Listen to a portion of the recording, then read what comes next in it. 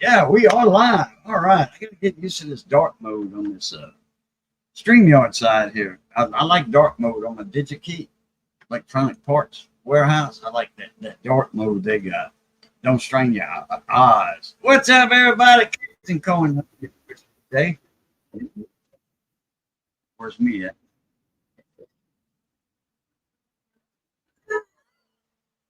Oh, boy. God, the dog, man, everything going on at one time. Bring that to Missy, please, Johnny. Okay. Yeah, Johnny B's in the house. Okay, what's up, everybody? Katie Cohen Hunter, aka Boudreaux, with you. Randy Tarboli. Chew, how you doing? Chew's in the house, Johnny. Chew's in the house. Look at that. Got the Moose in the house. AZ Coins. Yeah, we got power. Yeah, we got. I wouldn't be here if we didn't have power. The Moose. Yeah, we floating. We ain't got no rain yet. We ain't got nothing. That storm's. We having the hurricane party, but we having a good time. But it made landfall by where we go every, in the summer to go shrimping and crabbing down there in Chauvin. Made landfall by don't adjust this thing. He wanted my visor. I said, don't adjust them. Take that do-rag off if they're too tight. All right. Anyway, Johnny B's in the house. Say hi, Johnny. Hey, everybody. I'm here tonight. They got a little boat landing and bait shop down there, and actually it's a little community called Boudreaux. And you go north of that, they got another town. That's actually a town called Dulac. That's on Grand Caire Bayou. Then they got a little community called Terrio, and it's also Bayou Delors. It's still Grand Caille Bayou, I think. But that's the area known as Bayou Delors. It's south of Houma, southwest of Houma. Not far, just a few miles. And then straight across to the east is Chauvin. So you got Dulac and Chauvin, straight across from each other. You got two roads that leave Houma. One goes down to Cocoa 3. This one goes down to Cocoa 3. This one goes down to Chauvin and Houma. Chauvin and Cocoa 3. This one goes down to Boudreaux and Dulac. Yeah, because Boudreaux southwest of Houma and Chauvin is like straight south of Houma. Maybe a little bit southeast, but not much. Not much to the east, more or less straight south. And Cocoa 3 is down there. They call that the end of the world too, just like Intercoastal City. Venice, they call that the end of the world because it's one way in, one way out. One highway in, that's it. Intercoastal City, Venice, that's two of the biggest ones they call the end of the world. All right, waiting on a field guy. Tried to bring his phone earlier. Waiting on David.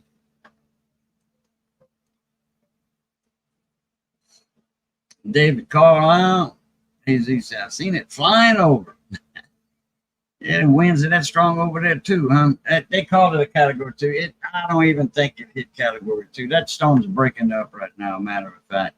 The rate on the radar, the rain, it looks like it's all breaking up. The eye looked like it broke up on the bottom again.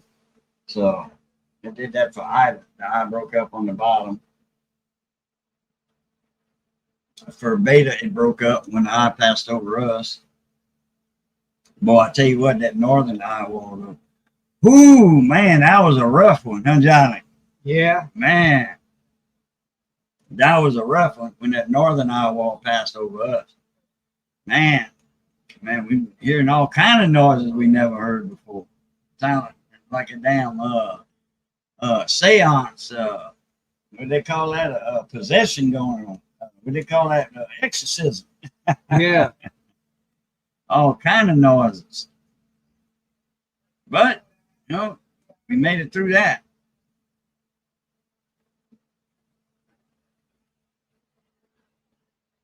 But Chauvin, Homer, they got 100-mile-an-hour wind. That was top wind. I think that was a gust, and they just threw it in as a category 2.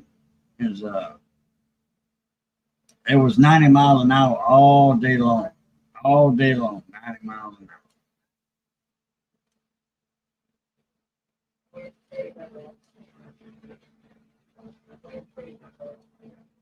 I got a couple of screenshots I can share in a bit. Getting smoke from the fire in California and Nevada. They got a fire in Nevada? I didn't think they had anything to burn in the desert over there. Well, around Las Vegas, Reno, ain't nothing but desert out there in them areas. Braxton the Snake Fiend, representing Northwest Louisiana. What's happening, mon ami?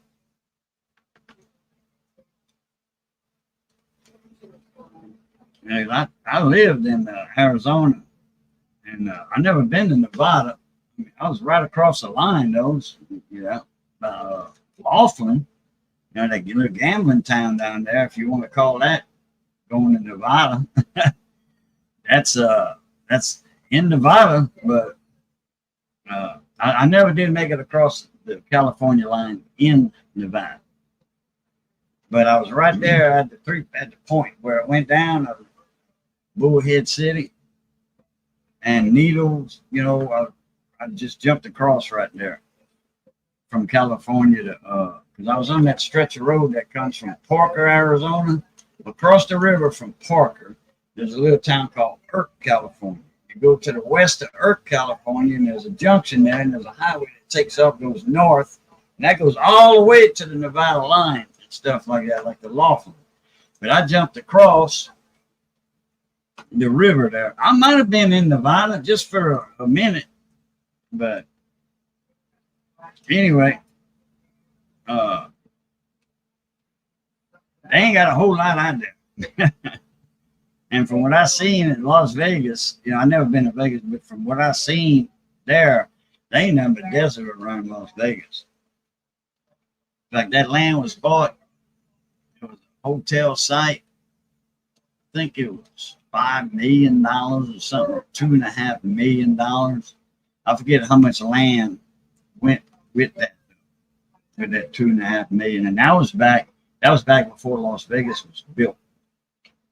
Before Las Vegas existed.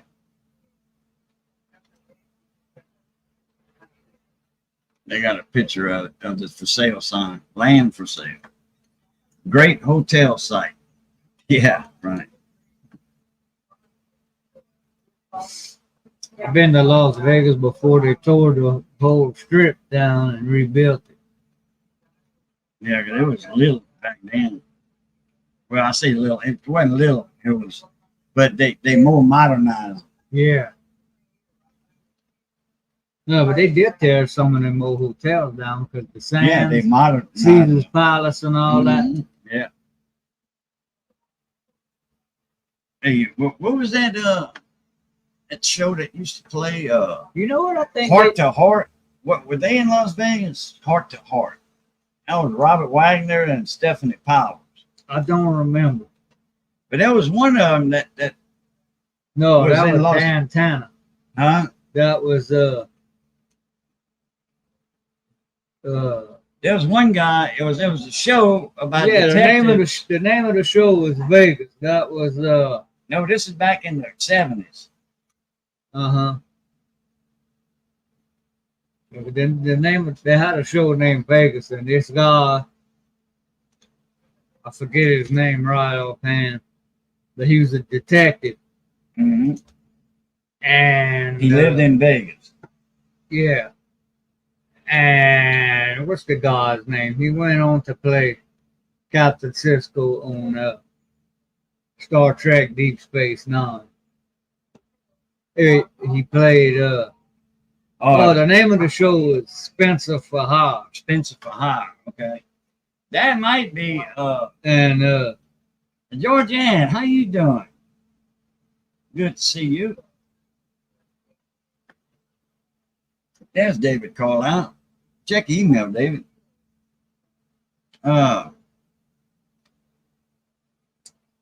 It's Spencer for Hire. That was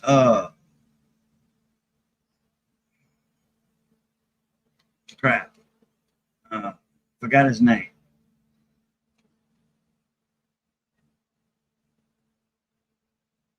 He played in Lonesome Dove. One of the guys that he was the one that.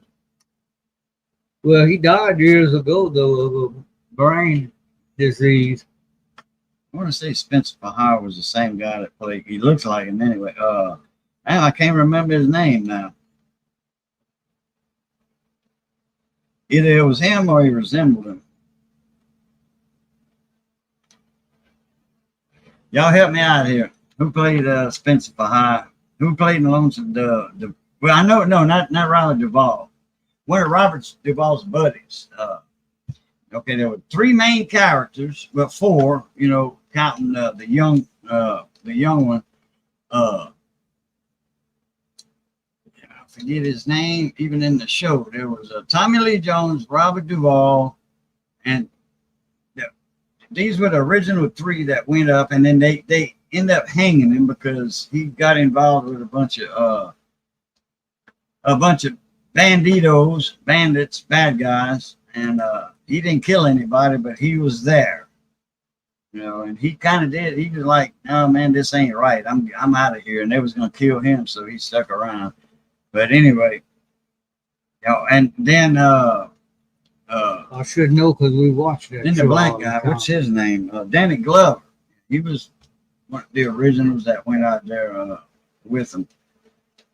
James Earl Jones just passed away too. He was like 93 years old. Yeah, Tommy Lee, I said his name is the other guy that he came from. He was a ranger with Tommy Lee Jones and Robert Duvall. Augustus McCrae was Robert Duvall. Tommy Lee Jones was Captain.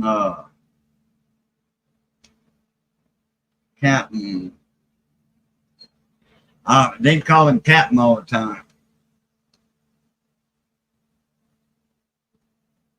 And I'll forget his name in the show. Then little Ricky Schroeder. He was the one that played the kid, the son. Yeah. And Danny Glover.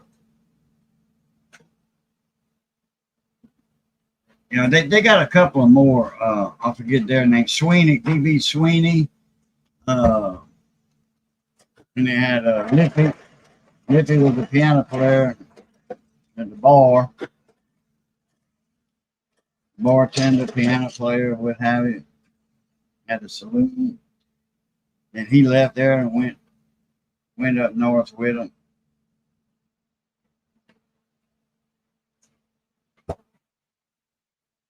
But I think he's the one that played Spencer Bahar, if I ain't mistaken.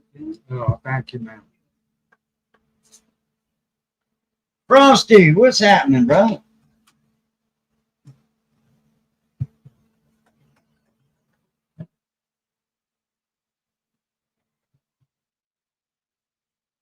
You probably still at work, huh, Frosty, or you just getting off, one of the two. Yes, I need a new razor. Switch to a new one. I didn't have that red on me a while ago. Oh well. Who played Spencer Bahar? Just got to the car. You must have just got off of work.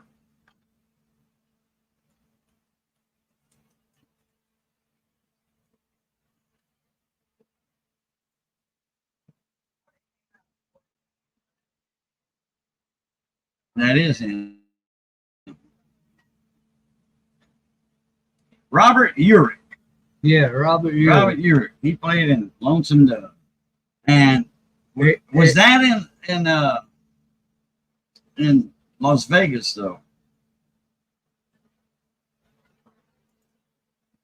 Avery Brooks went on to play Captain Sisko on Star Trek Deep Space Oh Nine. yeah, Deep Space Nine. Yeah, okay. Yeah.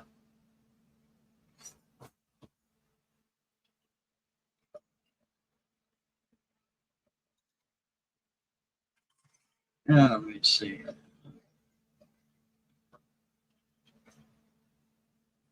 Boston. Okay, Spencer for Hire was in Boston.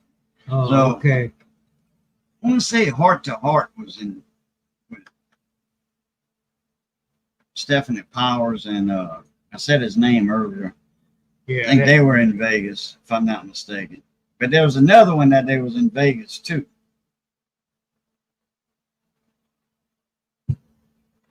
And the guy had a garage door that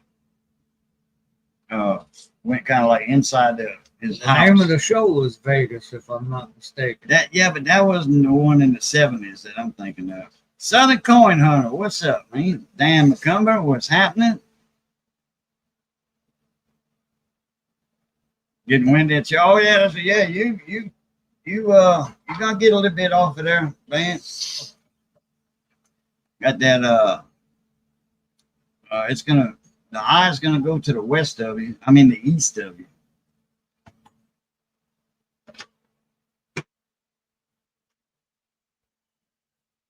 Yeah, Robert. Yeah, Frosty. Robert Urich was the guy that ended up hanging. I couldn't remember his name, but I knew he played Spencer for Hire. Not right now, in a little bit. Elder Barry, what's up? What's happening? Yeah, WWL News on YouTube. WWL has the radar on and all that. Right. They got that close-up radar. They're looking at the eye coming on shore. Almost all the eyes on shore right now. Almost all of it. And right to the west, man, it's the rain's not there. Vermilion Pirates hardly have anything. You know, as far as for rain, the rain on the radar. The wind, if they do, it's going to be a north wind. And we don't have all the crap here. Boy, we had a bad wreck this morning, man, over here outside at the corner. Oh, I mean, a bad wreck. There was this guy driving a SUV looking, Mini Cooper looking thing. It wasn't a Cooper, though. And he ran that stop sign. I mean, I heard the crash. And from what I gathered, because this woman jumped out the car and said, you boy, she was cussing him out. Man, well, were you on the phone? Because he had a phone in his hand and he was steady texting. And he must have been on the phone because he blew that stop sign and knocked her 120 feet. The car, not her. At Matt's driveway. How far is Matt's driveway from the highway? This lane, because she was on this lane going this way. I think she was anyway. 150 yards, huh? Oh no, not from the highway to Matt's driveway, not that far. 150 feet maybe, but she was right there about 120 feet because they measured it. Jackalope Herdmaster, what's happening? Well, you Oh, Elderberry? Oh, no, I'm not in protected. Well, I'm inland though. I'm inland, but I'm not close to the storm. I'm not close to the eye. We got cloud cover and all that over us, you know. Yeah, the hurricane is over us, but the eye, that's the part you got to worry about. And around the eye, we ain't that close. I'm about 60 miles from the eye, 70 miles, something like that. No, Yeah. a bit more than that. Yeah. A bit more than that. New Iberia is 30 miles as the crow flies from me. 33 miles, I think. Yeah, I'm about 80 miles from the eye, something like that. As the crow flies. Was it you, Whitney, when we saw all that car pile up in the Walmart parking lot? Yeah, that was me and you over there. Uh-huh. Yeah, now, a 4-car accident in a Walmart in the handicap part now. How the heck you get a 4-car accident in the handicap area at Walmart? I told Johnny, I said, Johnny didn't notice it. I said, look, Johnny got a damn wreck right there. And then I looked, I said, there's 4 cars involved in that. Damn. And there was one car, I mean, he was all up in between 2 of them, and there was another one that got hit. There might have been 5. I didn't get too close, though. Cops were there. Anyway, man, it was, oh, you used to live in Gulfport? Okay. Man, that's where Smoky Ridge Barbecue is. Actually, he's in Biloxi. So anyway, yeah, I told Johnny, I said, that had to be done on purpose, you know, parking lot rage, road rage, parking lot rage, or somebody's throttle got hung up or something, you know, something weird happened, or it was done on purpose. Because there ain't no way that you're going to get a 4-car pileup like that at a Walmart parking lot, right there in the handicap at the front area. You know, when you walk out the door, there it was. You know, I mean, like there's the one handicap car parked, and then another one. He was in between them two, in between the first two, and another one. You know, that was like parked like I don't know how they got in that kind of configuration, but yeah, that was messed up. You'll get a little bit after a while, Southern. Oh, check your email, Southern.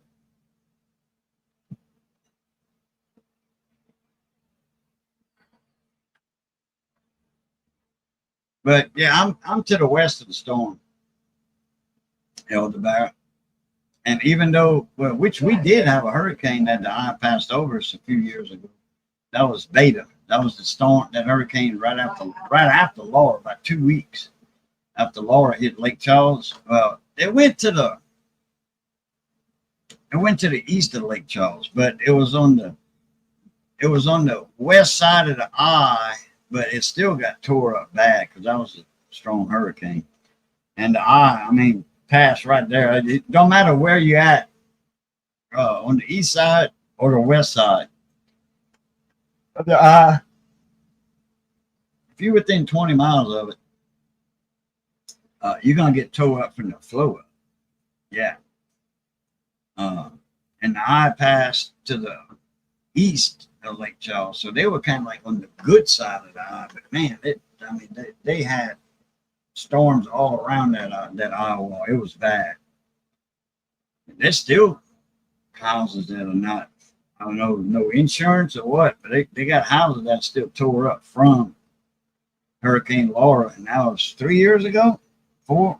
Something like that. Oh, I wanted to tell you, I heard on the news, you know, when you get to Lake Charles, that big old tall glass building Yeah, right on the lake, yeah, I think they demolished it. really?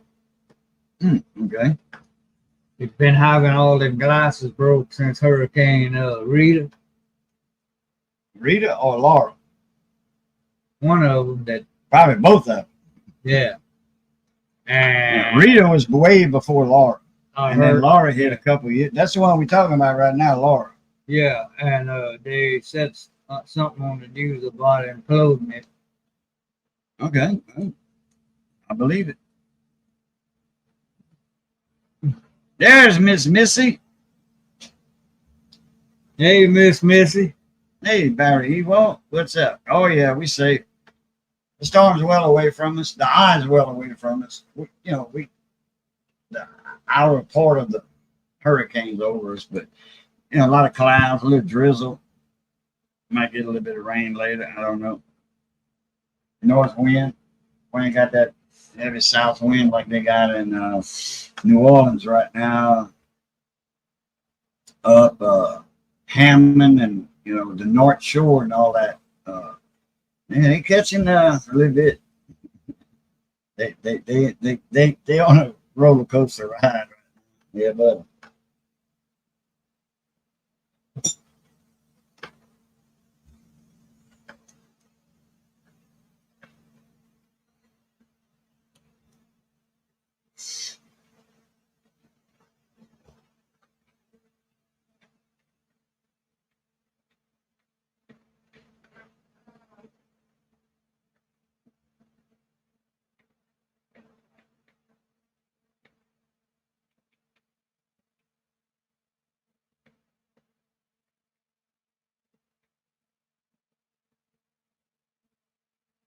I don't know where field guys at. I tried to call him earlier.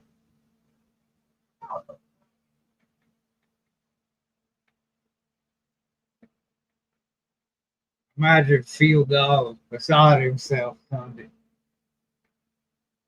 Oh yeah. I think he was working.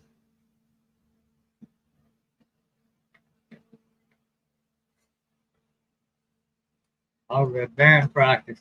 My buddy Mark Carrier kept sending me texts on updating the school. Oh, okay. Oh, I should have did that. I couldn't believe the score was that high. Oh, that's right, Dan. Yeah, you in Baton Rouge too. You're not far west. I mean, East Baton Rouge, like Van is. I think you're more down around the 10-12 split somewhere there, I think. I mean, got me 10 gallons of gas for my generator. But if I don't use my generator, I can always put it in my Jeep. Yeah, always put it in your Jeep. Yep. There goes your Yeah, I know, Johnny.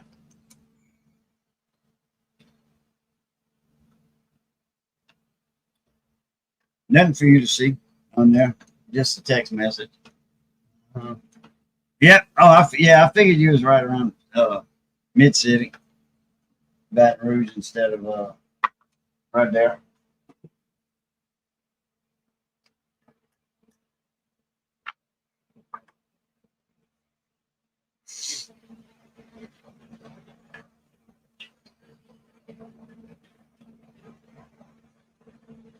Trying to keep.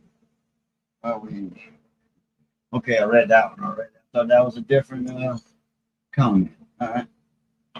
Well, I got to fly over here. Come on, land again. Land again.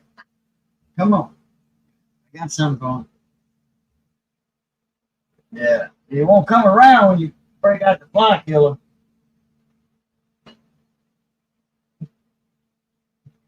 So, all right. I'm gonna get myself in while I have power. Gotcha. Yeah. What you said, Johnny? How many Clico customers and Entergy customers out of power? The Clico customers was 11,000. The Entergy, no, yeah, the Entergy customers was 31,000 or something like that.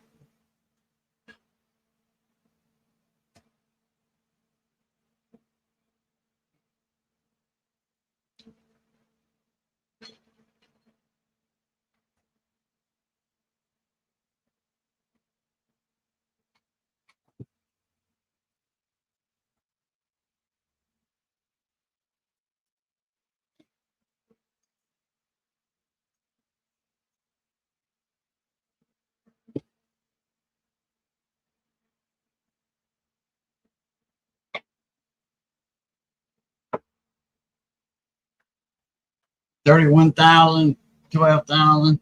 So about 45,000 people without power. But that's Clico don't go. I don't know who's down there about Chauvin and all that. I don't know what power company's down there. It might be Entergy. I don't know. But I don't know. I'll have to give it David on that. What's up, Nothing Edited? Hey, What's happening?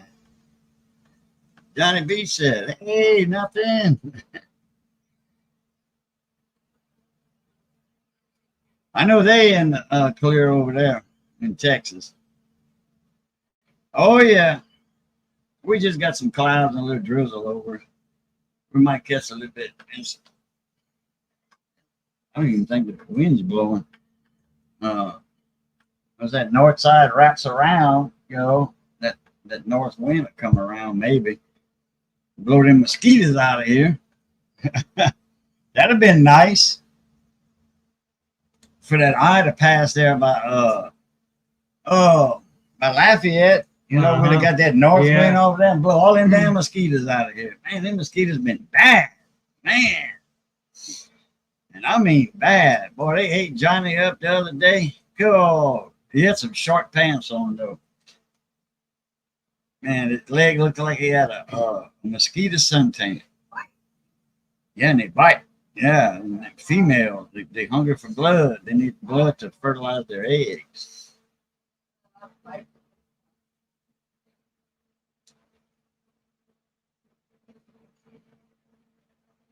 Oh, Dan, I don't want to lose power, no generator. Yeah, that's true too, especially if you're used to the cool air. All you gotta do is open your door. It's cool outside. what's the temperature? 74 degrees, the temperature. So that that's nice and cool right there. That's what most people keep their air conditioner on. 72, 74. Yeah. Keep ours on 79. And it keeps this house cool. And John, I mean, the heat of the summer, there was only a couple of times that I had put it on, when it got real hot one time, a couple of days. I think I had put it on,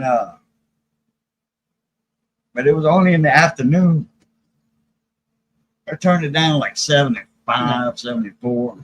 Southern Coin Hunter said you can pull up the Entergy Outage map. Oh, yeah, that's true, I think too. you can do that with Clico, too. Yeah, you can do that with Clico and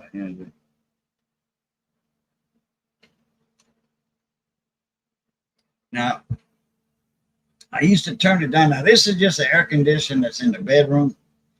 And just so happened the bedroom, there's a door to go in the bedroom from the kitchen and the bathroom side. So we got two doors. I got one of them round fans like you can get from Harbor Freight or Walmart for about $50. My mother-in-law gave us that one. She ordered it, online. So it came in on the truck. So, but it's the same one that Walmart and Harbor Freight sells. That thing blows some air. It'll move some air. So I just point the fan, it's in the bedroom, point it straight toward the kitchen, and it blows all that cold air in the kitchen here. And there's a fan that blows it in the living room. So it's nice. And we have a window unit in the living room, but that thing burns some juice. It needs cleaning. If I'd have put a We never leg did have a under, chance. if I'd have put a leg under that air conditioner I had, I'd still have an air conditioner, but I didn't put a leg under it and it fell out the window. Well, that don't mean nothing unless it busted the holes of the freon. No, line. it didn't hurt it, but it fell out the window. I just put it in the wash house Oh, and that was it. that's the one you gave away to Richard. That one and the one that was upstairs. They had been sitting in the wash house for years, so So that's one of them you gave to Richard. Or the one I'll give for both scrap. of them to Richard. Yeah, that's And what the I thought. truth be known, both of them could have been made To work. to work. So let's see now. I bought a new generator last year, but you can bet I'm buying a big one with a push button. Oh, start button. When they go and sell, I want a big dog dad. David said hi, John. David. So anyway, the one in the living room needs cleaning. It doesn't blow hot air that good. It's older. It's about 4 years old, I think. That's a 10,002, I think, or 12. Anyway, it's a 110 unit. The biggest 110 they make. And then after that, they go to 220.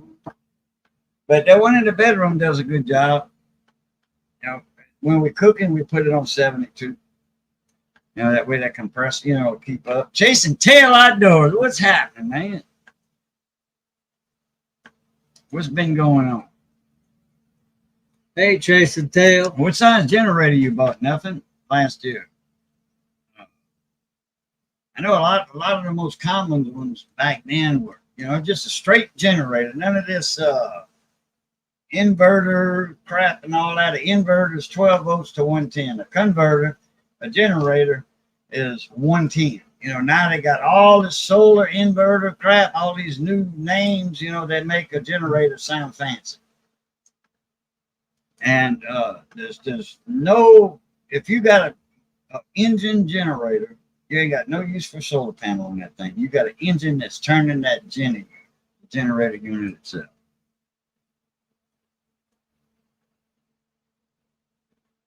You ever seen them McCulloch generators? They were flat. They had 2 sets of coils, and they had a rotor on each side of them coils.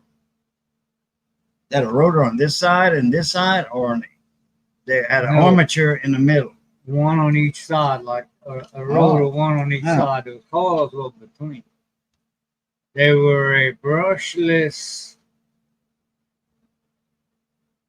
I forget what they called them generators, but they were made by McCulloch. But they were famous for these coils to burn out, and then they'd bring them, and you'd have to tear them down and change one of the coils of both of them. Oh, okay. McCulloch General. I know they got the champion. Bill Beckett, what's up? But that was years Oh, ago. 4,400 watt. Yeah, that's good. That's Hey, a good Bill. one. That'll keep your refrigerator going and your freezer lights, you know, because 4,400 watts, that's a lot of wattage. At 110, let's see.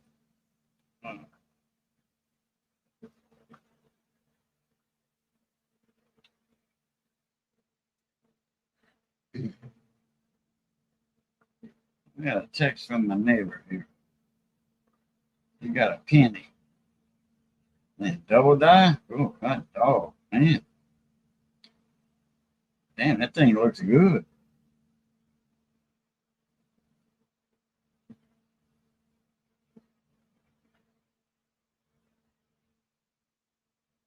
Man, this thing looks good. I'll show it when Van gets up here. Oh, that's Southern right there. Probably won't be able to see it good. Hello.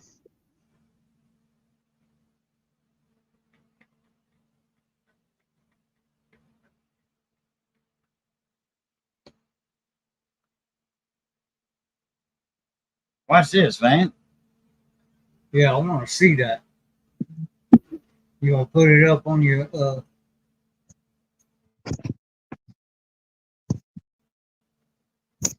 I just lost power. Power's flickering over here. You can see. I don't know if you can see that. That's Too much- double dot. There's too much glare on there. You got too much glare on your phone. let me see it. Huh? Yeah, I know. Too much glare. That's on the picture. That glare is on the picture. Well, I just lost That power. is double. Damn. Oh yeah, in the 1991. Oop. Yeah, all up in here. Look, the In God We Trust. Uh-huh. Things that ain't no machine double in there. Liberty 2. Yeah, Liberty 91. I mean, they got two sets of numbers on that thing. Yeah. Hell yeah. That's the best one I've seen in a long time. Me too. That's 1991 Denver.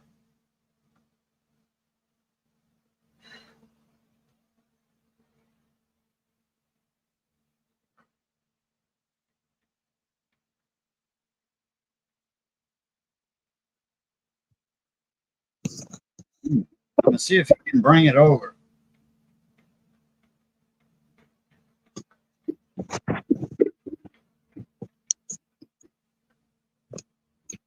Great. Let's see if he can bring it over, and I'll put it under the scope. I'm not going to be able to stay on long without power. I'll probably come back on in a bit, unless y'all gonna be out for a little while. Tommy Hamlin, what's going on? Hey Tommy, how you doing?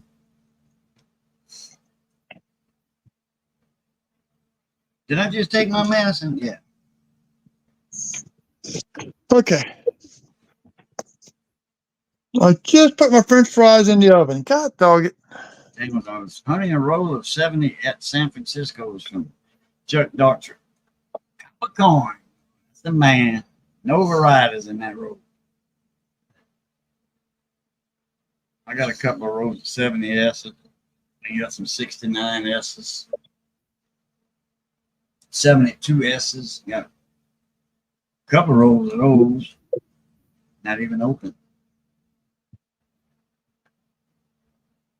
I guess if I have to find one, it'd be somebody find one, I'll be dead. And damn, Boudreaux should have checked his rolls. I got $20,000 right here.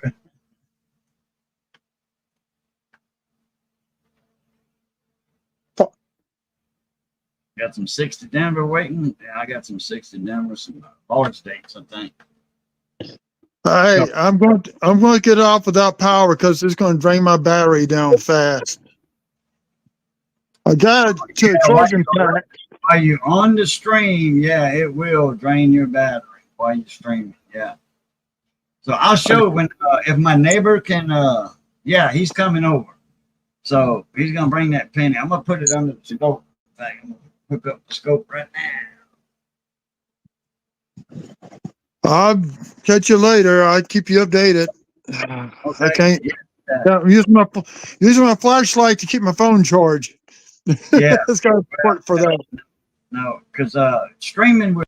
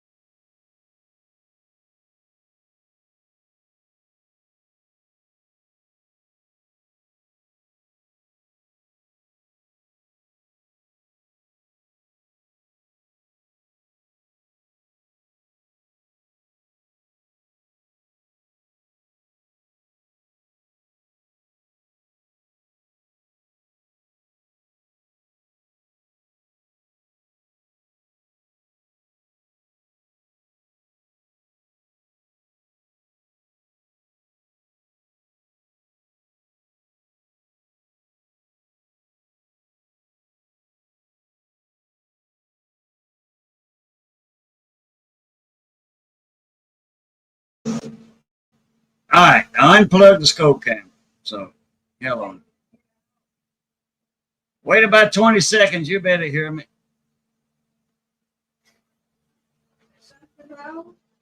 No, nothing's wrong. I unplugged the microscope. I was supposed to do that before I went live. That's the only thing bad about StreamYard. If you add another camera, it makes your stuff go funny and crazy. Yeah, it's like y'all were 20 seconds behind me. Because I've been talking for 20 seconds and y'all just hearing me now. But that's the lag, 10 seconds. That's the lag from StreamYard to YouTube, via satellite. That's how come they can bleep messages during the football game, because they're on satellite. They got the lag. If somebody cusses over the mic, they can bleep it. Power Stroke Jude, what's up, Mona Me? Great stream, guys. Good night. Hell, it ain't but 4 o'clock where he's at. 4:20. Yeah. All right, Power Stroke Jude. Appreciate that. And boom, boom, boom, boom, boom, boom, boom, boom on that super chat, buddy.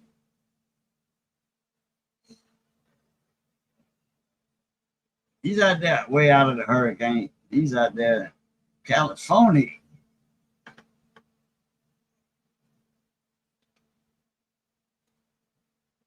Now, let me tell him never mind.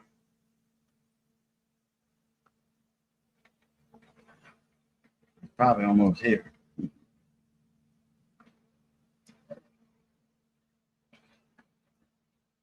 Is that dog gonna start barking if he comes over here? And she won't shut up. Vivette, the dog. She won't shut up if Joe comes over. And that used to be Joe's dog years ago. Really? 3 years ago? Yeah, that was Joe's dog. Or Joe's mama's dog. That was a puppy they had. Vivette was 5 or 6 months old when we got her. She was born in October. So in October, she's going to be 3. Next month, she's going to be 3 years old. And Gabby will be 13 next month. Yeah, and she's that tall. She's 5 foot. She's on a cheerleading squad.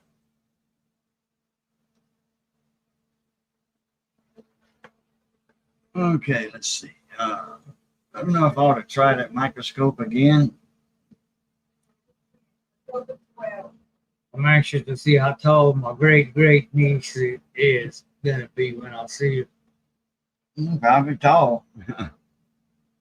How old is she?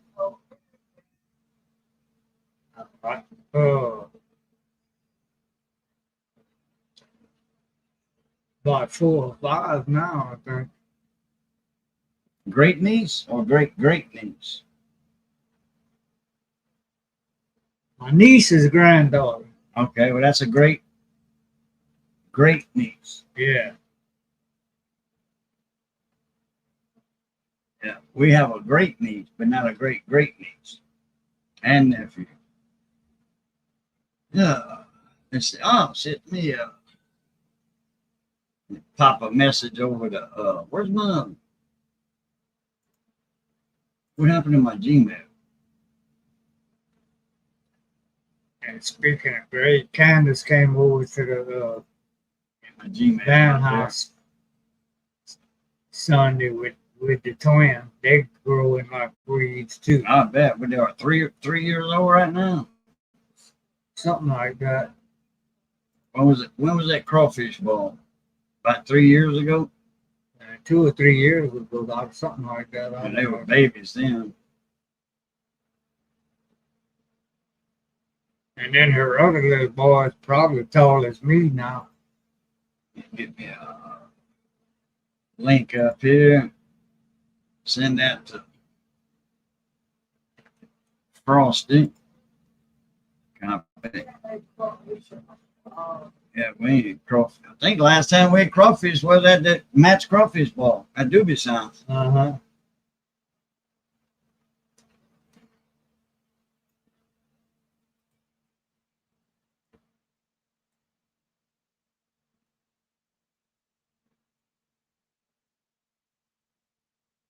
All right. Frosty, check your email.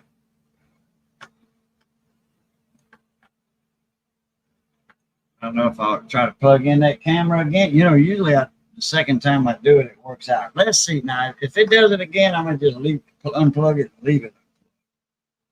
So let's see. I should hear a bleep, bleep, bleep, and then that way it'll let me know it's hooked up. Oh,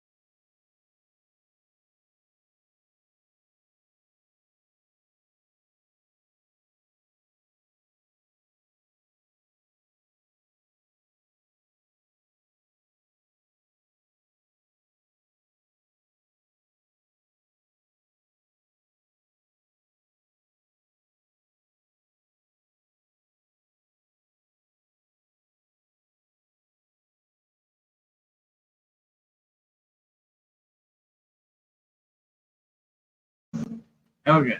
Now it ought to be good for good now, because I ain't plugging it back in. I should have plugged it in before. I always plug it in before I go live, but I wasn't expecting somebody to bring me a double dot 1991 double dial over here.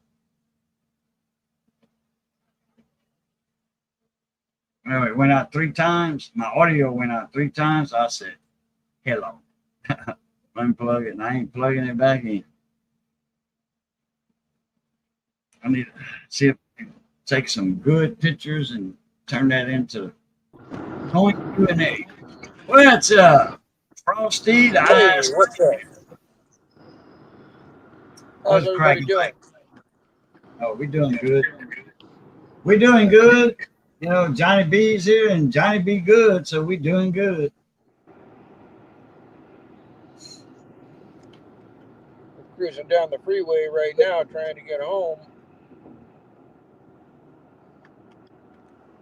How bad traffic is, that'll tell me whether I'm going to go home or I'm going to go work the night job tonight.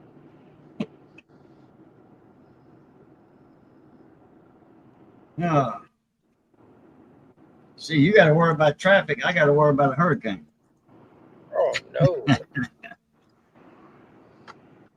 Well, how far from the ocean are you? From the Gulf. Oh, I'm not that far from the Gulf, but the hurricane's east of me though. Well, southeast. You know, it's the whole eye of the storm is on land now. No, but it made an official landfall around 4:20, I think, something like that. And the closest little community to where it made landfall was Boudreaux, you know, and it's a little marina there. It's a little area they call Boudreaux, and it's below Dulac. And they got Terrio over there, Dulac, it's Bayou Delors.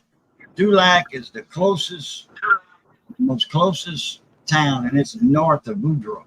It's just a community. They got a boat launch there, a boat landing, and a bait shop, you know, and a bunch of camps, you know, because they got canals. You know, you can go out, drive up to your camp, jump in your boat, go down the bayou, and go out the Home and Navigation Canal, and you in the Gulf of Mexico. You come out at you know, Terrebonne Bay. It depends on which way you go, you know. But anyways, They right do any there, airboats down there? Boudreaux's on that point between the Atchafalaya Bay and Terrebonne Bay. Catching any what down there? Do they run airboats down there? Oh yeah, all the them time. ones? They Always got, wanted to drive one of them things. Down here, well, straight south of me, Pecan Island, Paconya in French. They got a couple of guys. I had a buddy of mine. He had a Trail Boss down at Grand Chenier. He owned a Trail Boss airboat, which is a 502 Chevy engine, GM engine, a 502 straight, okay, with an 8-blade composite prop.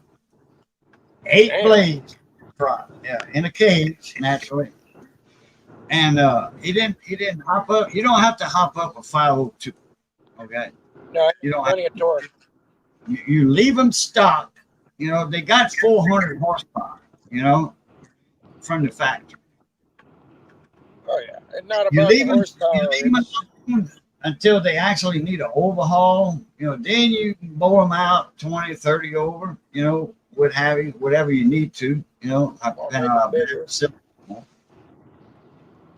Some people go 60 over, you know, right away. But if you want that engine to last you a long time, if you can bore it twice, you can do it 2 times 30 over. But the second time would be 60, you know. But you can go as much as 80, I think, on those. Some of them you can go more than that. I mean, that Gen 5 block is pretty thick. Yeah. Well, yeah. It depends on how much, you know, you got. Depends on how thick. Matter of fact, I know you can because they start it for 4-inch 470, and you can go to 4-inch 560. You can go 90 over on that thing. I was close when I said 80 then. And probably more. I've never sonic checked one, but they're better Yeah, I than mean, the older you can ones. do it like 3 times 30 over, and that would be 90, you know? Yeah. You know, instead of doing it all at once, because I don't think they make a piston 90 over. I mean, they might, you know, but not that I'm aware of. Well, you can have a piston made, but you got to find rings for it. Oh, yeah, naturally. You got to find rings in that. So you got to figure 4.5. 4.5's easy. 4.530, 4.560. Yeah, you can find rings in 4.560. You can find them up to 4.625, I think. Well, you can buy them a little bit over and then, you know, cut them down. Yeah, file them. Yeah. But anyway, when you get a 502, like on an airboat, I mean, you don't need that. You don't need that much more horsepower in a 502, but it's got it from the factory. Slinging an 8 blade Oh, it's got a net propeller. pilot prop, you know, airplane prop. Them things that do 60 miles an hour, man, or more, and hell, 60 miles an hour in an airboat. That's fast in an airboat because you sitting in the air. You got all that wind hitting you directly in the face. You know, 60 mile an hour wind, you need to have some kind of sunshades on, you know, like in a bass boat, you got to have some kind of eye protection on. Something hits you in the face doing 60 miles an hour, you know, they got the safeties on there. If you fall out the chair, naturally, you know, you offer the throttle and all that, the engine's going to shut down. But, you know, thank God for that. Yeah. But something hits you in the face at 60 miles an hour, you're going to be hurt in a few days. Oh, man, you're just gliding on top of the water. You know, and if you hit the water Flying. or the marsh at 60 miles an hour, Oh. the mud and the sawgrass, you know, yeah, buddy, that three-corner grass, well, the mud's soft, so, you know, you're going to have a soft landing. But still in all, I'd rather land in the grass and the mud than on the water. Hitting water at 60 miles an hour is like hitting a concrete wall. Oh, Well, you know, like, I mean, I'm talking about like in a car, you know, going 3 foot of water, it's like hitting a wall almost. But yeah. if you land in the water, a person, you know, that you actually moving forward, you're not actually hitting a wall and then stop. You know, you're going to land on the water and you're going to kind of skip like a stone, you know, in the lake. And flat rocks you throw out there, like that. Well, there was a top fuel driver back in the 80s and the 90s, drove Pennzoil cars, Eddie Hill from Texas. And for a while, he raced blown fuel hydros, you know, flat bottom top fuel drag boats. And he had a wreck on a record setting pass. And I think they clocked what was left of the boat at 203, and they clocked him at 203 skidding across the water. Damn. Man, that's fast. Yeah. Insane. No, thank you. I got a buddy of mine, him and Previte Miller from Grand Chenier. They used to go on the refuge, Rockefeller Wildlife Refuge, and to the east of the refuge in the marsh, and they would go pick up alligator eggs out of alligator nests. You know, you can do that a certain time of the year. Yeah. Mm-hmm. Yeah, that mama, that female that's fixing to be a mama. Yeah, buddy. You got to kind of get around her, you know. That's where it pays to have an airboat, you know. You pull up right to that nest in the airboat, just grab the eggs, and then get the hell out of Dodge. Well, what do you do with the eggs? Well, you bring them to the hatcheries, okay, like the refuge. For so many, like to start off an alligator farm, they got to have eggs and some gators, okay. But the gator farmer's got to give so many eggs back to the wild, okay, for the rest of their duration of owning a farm. They have to give a certain percentage of eggs every year back to the biologists, the wildlife and fishery department, so they can hatch them and release them in the wild to replenish. But they don't need to do that no more. You know, my cousin there, Tineg Stelly, he had Tineg and had his brother Nigel, but you know, white people, but they call him Tineg, dark one in French. He opened that alligator farm in Forked Island, past Forked Island, toward Little Prairie. And he started off when the alligators were still illegal to hunt. They were still outlawed. You couldn't hunt them. But not long after, that's when they started releasing tags to certain, you know, alligator hunters. So he had to release eggs every year in the wild, you know, I mean, you know, to give to the wildlife, and they would release the gators to replenish the gator stock. You know, we ain't got to do that no more. I don't know if they still do that or not. Now I'm talking about 20 years ago that my buddy, Trevite and them were going out and doing that with the eggs. I'm talking 20 years ago, 25 years ago. Yeah, that was 98, 99. Yeah, that's 25 years ago. That was before 2000. Oh,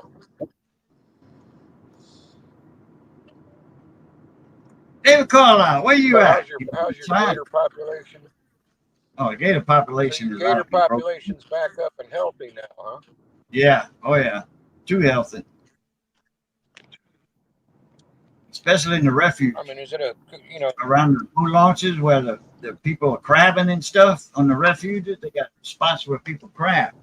And they leave there. When they leave, they leave their string, they cut the bait off and they feed them to the gators. And them gators are used to that. One time they had the boat launch by Joseph Harbor landing. They had a little kid. The family was crabbing. They had a little kid about 2 years old, something like that. Just out of diapers, I think. Walking. Could maybe run without falling down. But here comes this alligator. And he's eyeing that baby on that boat launch, on that boat ramp. And I hollered at that woman. I said, "Hey, ma'am, your kid's on the boat ramp." They talking and crabbing, cackling like a bunch of hens. And this alligator's getting closer and closer. I'm throwing a cast net. I'm shrimping. And I'm catching shrimp. And I'm watching that gator. Well, I hollered at that woman about 4 times, and she never heard me or didn't want to hear me. And right when that alligator got about 20 feet from that kid, I ran out there and I grabbed that kid and picked it up. And that gator was almost on that kid, about 8 feet away. And that woman's bashing me for picking up her child. She thought I was trying to kidnap it, I guess, at first. I said, "Ma'am, you see that gator right there? You almost got that baby." And the 3 people went up to her and chastised her for not keeping her eye on that child. She said, "This man just saved your baby's life. That alligator was fixing to eat your baby. Like the dingo maybe took your baby." Yeah. But that alligator was a dingo. And that Yes, and she was like, "Oh, I'm sorry, I apologize," but yeah, I mean, it's, she thought, she didn't know what to think when I had her baby, and other people screaming, because they saw that gator. I was just so happened the closest one to it.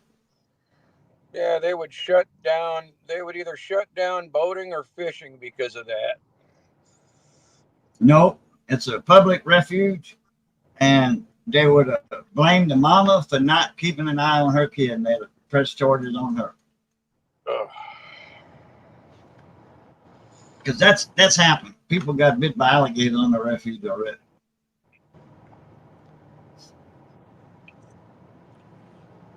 God, are they naturally aggressive? You got to watch yourself and watch the people around. Like an older person that can't run or whatever. But an alligator's more scared of you than you scared of him. But in that case, it was a small child, and that looked like a tempting meal. That looked like a big bird or something to that gator. I mean, it knew it was a human, but it was prey to the gator because it was small. Bite size.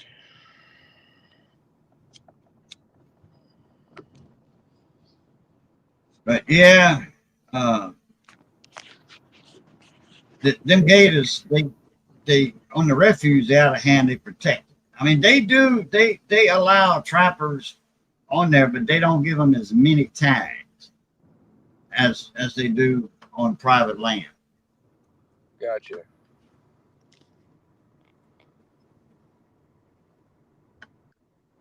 And what they do in the summertime, for about 3 days straight, they fly over. They used to do it with a plane, and they take aerial photographs, and they count alligators that are, sunning on the river banks, on the bayou banks. They count the gators, and they did that 3 days in a row. and they were taking average of the count. They combined all the gators that they counted in those pictures, and they divide that by 3, and that tell you about how many gators on that property. And then they add a few, the ones that wasn't out sunning, and that's how they allot your tag. They count the gators on your property that you're going to trap. And if they got 1,000 gators, then you get like 100 tags, 200 tags. Because, I mean, they can replenish 1,000 gators. Now, this is hypothetical, okay? But 1,000 gators, you take out 200, the next year they got 500 more, Wow. or more, because each female can lay a clutch of eggs. I think it's about 20 eggs or something she can lay out. Yeah, but how many of those are going to survive? A bunch. They're resilient. They Huh? stay near the mama. They like little chicks, chicken chicks or ducklings, chicklings or ducklings. They stay in the mama protection. But they will have a bird that will fly, a crane, a head-on, heron, the great blue heron.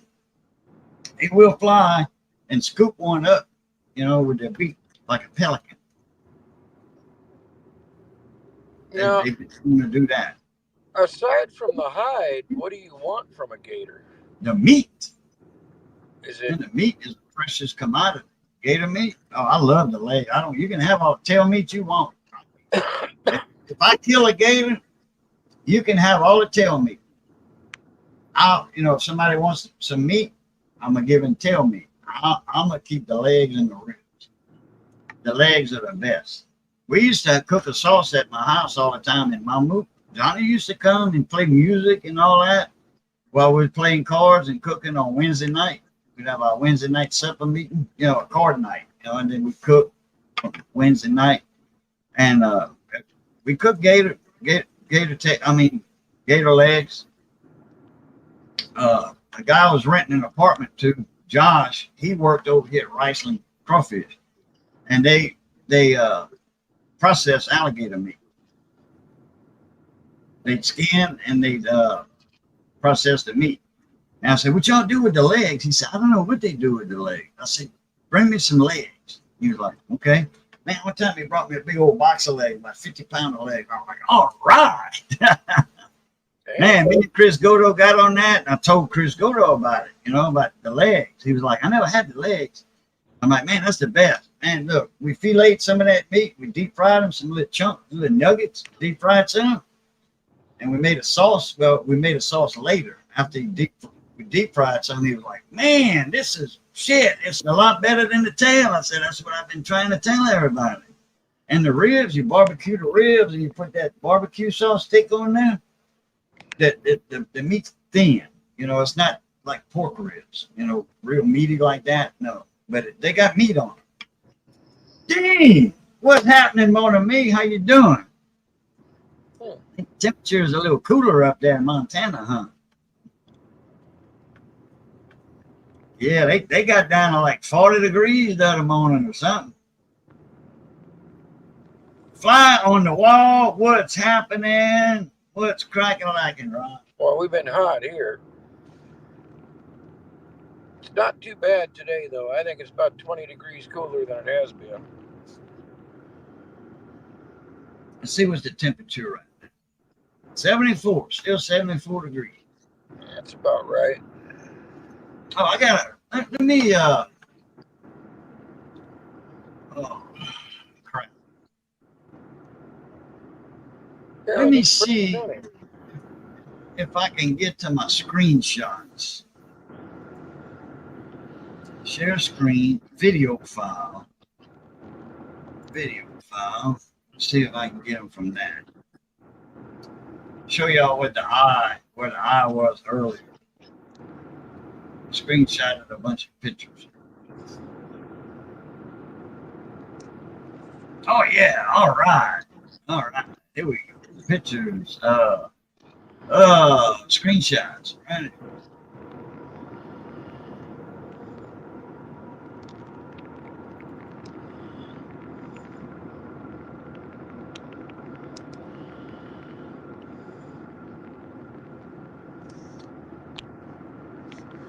No items matching. Bullbug. Save screenshot. Okay. Damn. What the hell? I want it.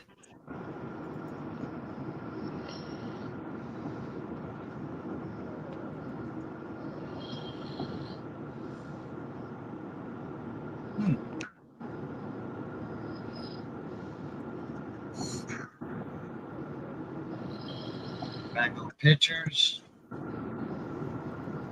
See if I can open it. Damn. They got that coming up on that. Oh, here we go. Open. No items match my search. What happened to my screenshots? Huh. What happened down?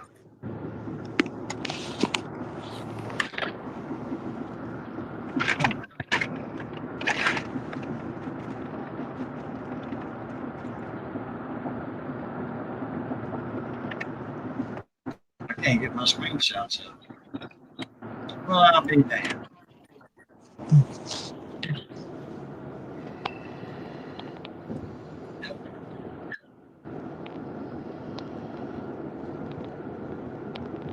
Huh.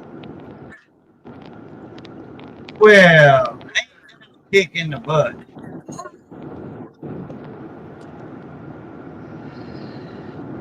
Elvis. Elvis. Roll Tide. I told you about that Roll Tide, Roll Alabama football team crap. There's only two things that control the tide, and that's the moon and LSU. Let me see if I can get my screenshots up a different way.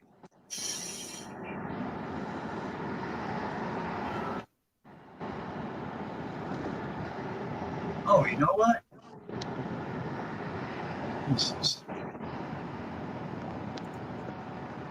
Let me see something. Okay, yeah, I know how to do it. I mean, I think I can do it. Let me open a new tab. I appreciate that, Elvis. Let me get in my. Let me put it up on the screen. Oops, there's no screenshots right there. All right.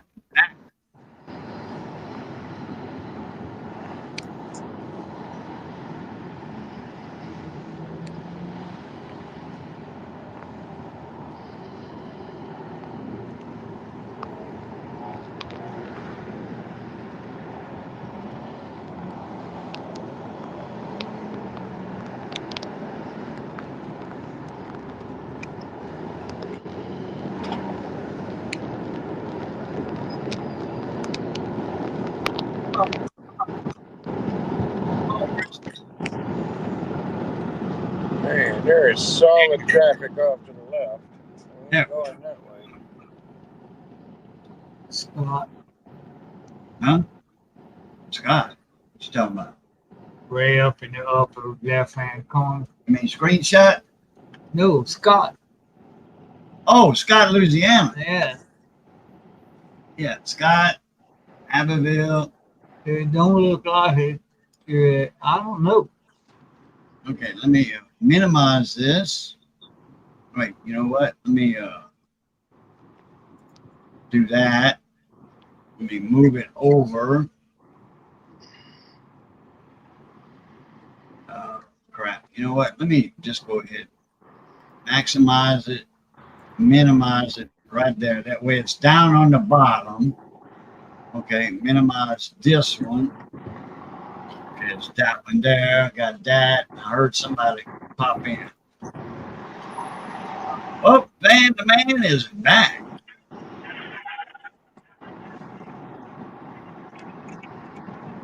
Okay. Oh, you got your power back on, Van?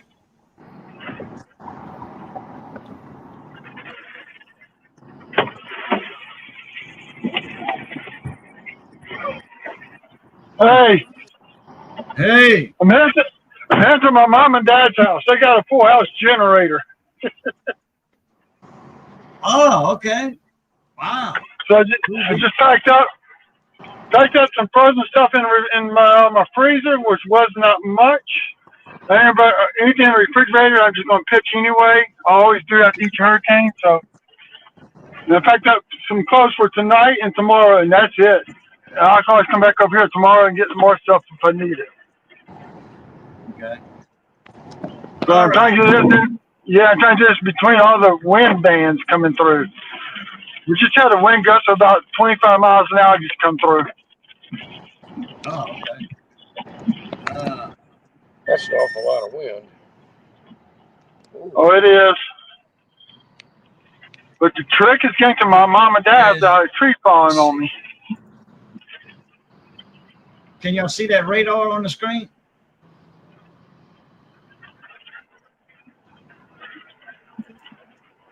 All right, what happened here? Move this.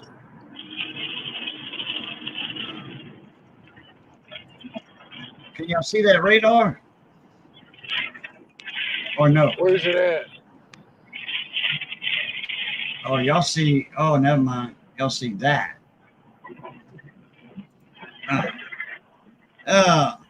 I was on the infinity part there. Let me do it this way. I forget which one I was on. I was on screen. I think I was on entire screen. Let me do this one.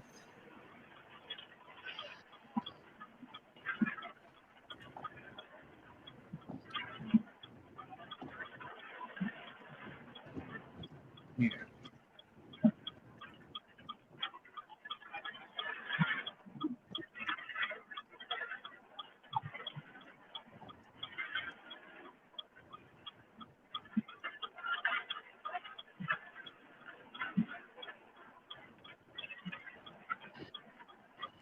Let's see what we got. That dog, it's not doing what I wanted to do. Maybe right here.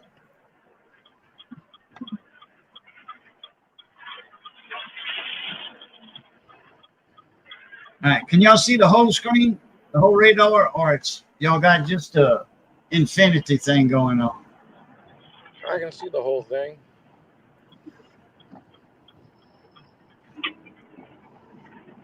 You can see the whole screen, the radar?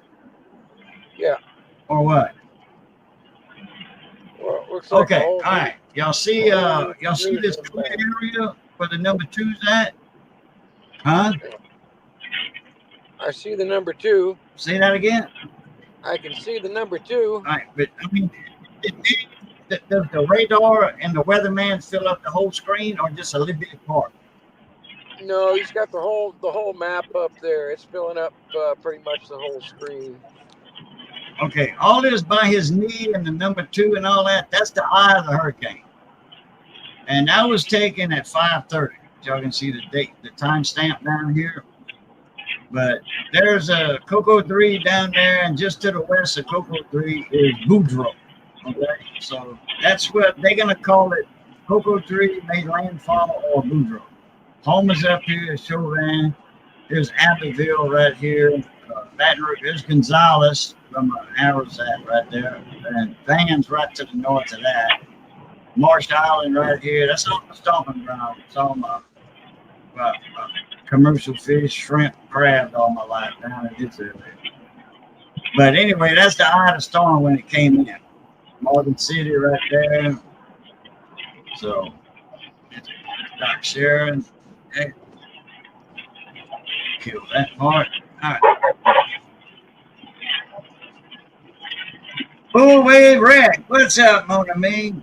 All I got here is a hurricane. hurry up, hurricane. Or a candy cane. There you go. I'd rather have a candy cane. Well, I got that curve tracer finished up there, full wave, and it works. I hooked it up earlier. I had it on the table, but I got it finished. I'm gonna go ahead and unhook it and pull it off. Show it. I gotta go lean off the dock for a second. So.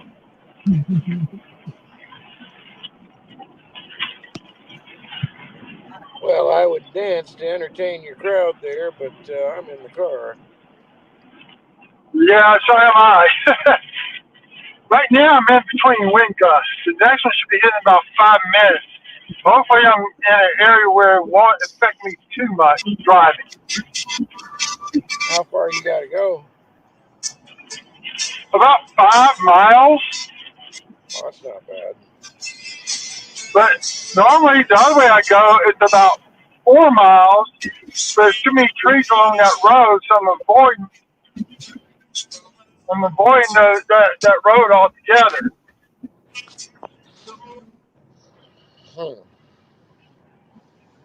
But look, I tell you what, Waffle House shut down at 2 o'clock today in Baton Rouge. All the Waffle Houses. I heard the phone ring. That's how they judge if it's going to be a bad day, right? If the Waffle House is open. No, if it shuts down, it's going to be a bad day. But I know what's going to happen. Yeah, I hooked it up earlier today, right before you got here, and I checked a couple diodes with it. They were all good diodes, so. All right. I think once now that the eye's on the land and this sun's going down, it's going to lose a lot of its punch before it gets to Baton Rouge. It did already. Is it down to a Cat 1 yet, or is it getting close to that? I don't know what it is. I hadn't checked it. What you call it lately. Anyway, this is a little curve tracer octopus I built. Got a 110 to 6 volt transformer inside. Some standoffs, bunch of parts in there. I built it took me a couple of days. A few hours. Nibbling out, making the square hole to put this in. Took a little while, measuring all that out to put the BNC connector and then the 4mm jacks. But it works. It turns a oscilloscope into a curve tracer. Check diode transistor diodes such as.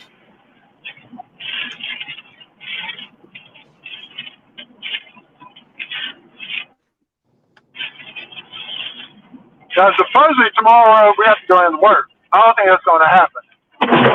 Shit. Woo! We drove across the edge of a tree that fell into the road. I'm in the inner lane and still cut the outer branch. Damn. That scared the heck out of me. I didn't even see it till the last minute. So it fell west to east is how it fell, which is unusual with the wind coming from the east.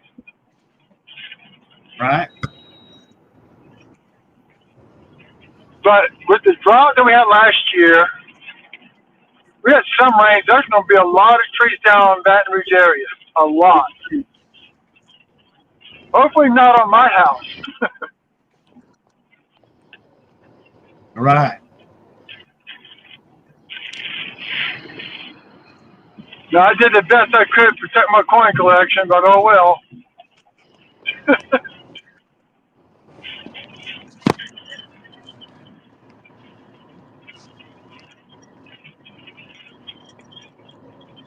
Well, now you going to get, you got a hurricane, you're going to get some coins washing up? No. I got almost everything in Ziploc bags, plastic tubes. I got some of that stuff. Some of the tubes are in cardboard boxes. They're designed to hold penny tubes and stuff like that. Anything like, I just don't have a lot of storage right now. So I got stuff in my safe. Forcing me into the curb here. You fucking jerk off. They got these goddamn Indians driving trucks out here. They're just handing them out licenses like it's the thing to do, and they don't know how to fucking drive. Sorry about that. I'm getting ready. I'm going to take the airline overpass. I'm going to cut back through, tear down wood down to that right, back down Son Turn of a both bitch, or get on the highway. off the road.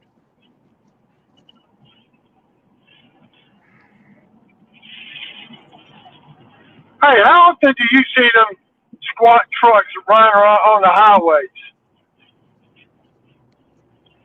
You know, the ones where you take the front end up and lower the rear end down? Oh yeah, that looks ugly, man. Technically, that's illegal. They got Well, one person. the front bumper can't be more than 34 inches from the bottom of the bumper from the ground. Can't be more than 34 inches. So if you got a jacked up truck and you even got a real ass, hunched down like that, you're gonna automatically be disqualified. You're gonna be illegal because if you got a full jacked up truck, your bumper's gonna be more than 34 inches off the ground being level. Well, these guys, their bumper's about 20 inches off the ground, and the front bumper is about 2.5 feet, 3 feet off the ground, maybe higher. If your ass end is right here, your front end's like that, that's a no-go. That's ugly, man. They got one trooper that patrols down Central, and I see him haul 2 trucks off here recently. Damn. Yeah, he'll have them hauled off.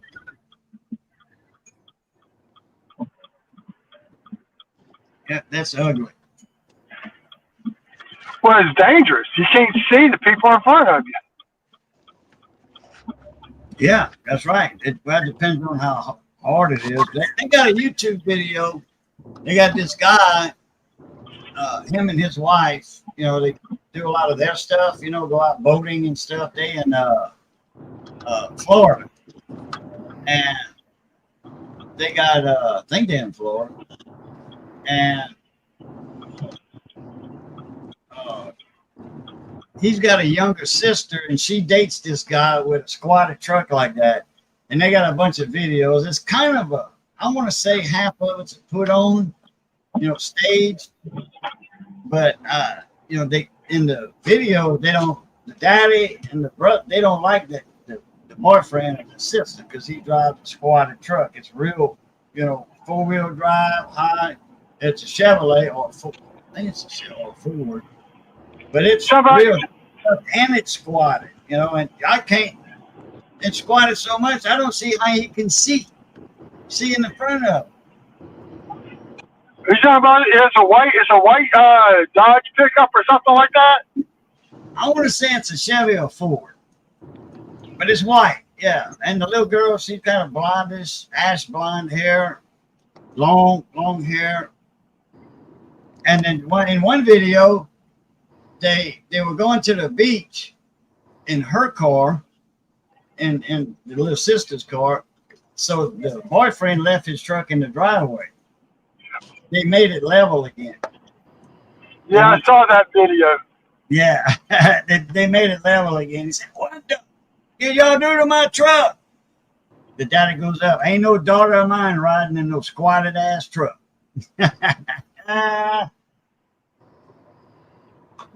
Yeah, buddy. And that other parts of the ground body, he was throwing his parts, all his parts back in the truck.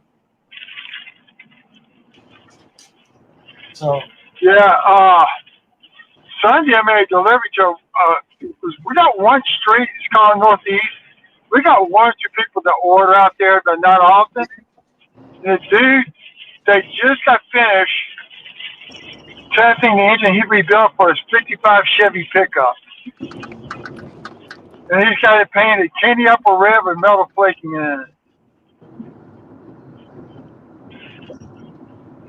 So I finally got to see it. He's been working on it for like the last 2 years.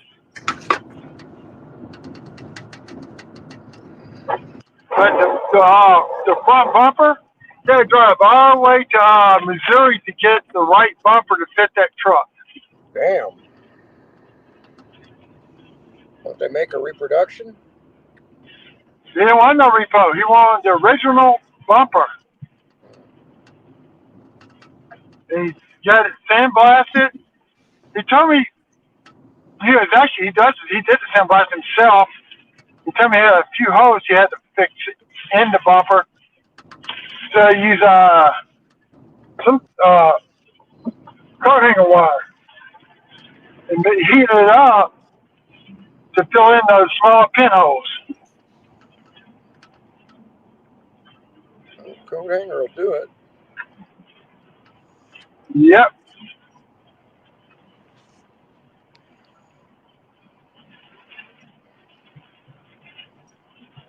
Not many people on the road, I can tell you that much. Unfortunately, I want to park my car outside my mom and dad's garage. That's something I don't like. But I grabbed a little bit of. The news was in Houma earlier, and there wasn't a car on the road. Well, curfew's at 8 o'clock here in Baton Rouge. Well, the curfew was at 12 o'clock over there. I think 12 or 1 o'clock. Yeah. But they, just for joyride, if you needed to go to work, say leave home and go to Morgan City or whatever, you got a job that doesn't shut down for a storm or whatever, yeah, then, you can be on the road. All right, there. 3 more. I got 4 more lights to go through before I get to my mom and dad's house. Oh, you're not at your mom? No, not yet. Oh, okay. I'm almost there. I kind of take the long way. There's a shortcut way to North Flannery, but it's too many trees that could fall. Yeah. Now this way, if we do have to go to work tomorrow, I can get to work without having to worry about trying to have trees removed to get out. After during Katrina, they had 2 trees that fell and blocked my subdivision where I couldn't get out. Dang. Got your chainsaw. 3 trees. No, I own a chainsaw. Rivendell. Como se va après-midi, eh? Yeah, après-midi. It's still afternoon. What's going on, man? I hadn't seen you in a little while. I've seen you live a while back. I was up there and watched you live. I forget what y'all were doing.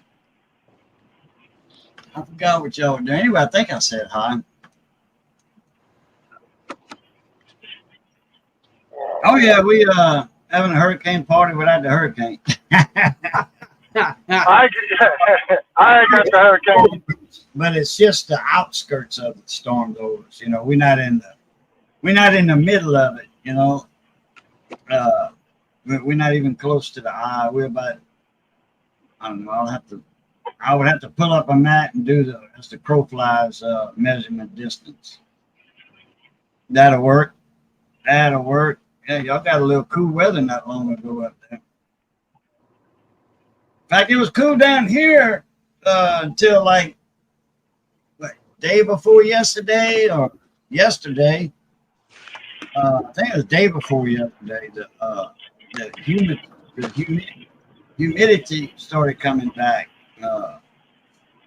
and because of the storm, the hurricane, and we didn't even have the air conditioner on for a couple of days, and then when Missy had cooked the other night before last, then we turned it on, the air conditioner on, because heat up the kitchen. So, but it was nice until that storm messed it up, brought all that humidity back, that offshore flow. Let me see if I can pull up a map real quick. Units.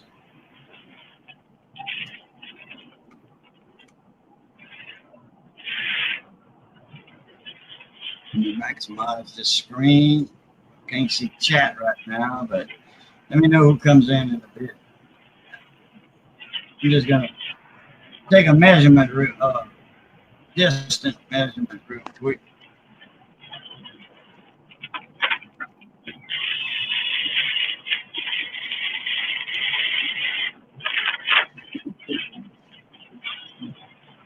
All right. Stand that out. Well, I'm going to get to their house, turning into their neighborhood. Catch y'all later on over the weekend or something. I did get 2 new videos out. I got a few more shorts to post. I just did one this morning, earlier this morning on die cracks on the reverse of the memorial building on the Lincoln Center. It's I'll catch y'all later. All right, that'll work. It's 100 miles from me to the eye of the storm. 100 Oh, miles. it'll be okay. I said about 80 or 90 earlier, something like that. But it's 100. So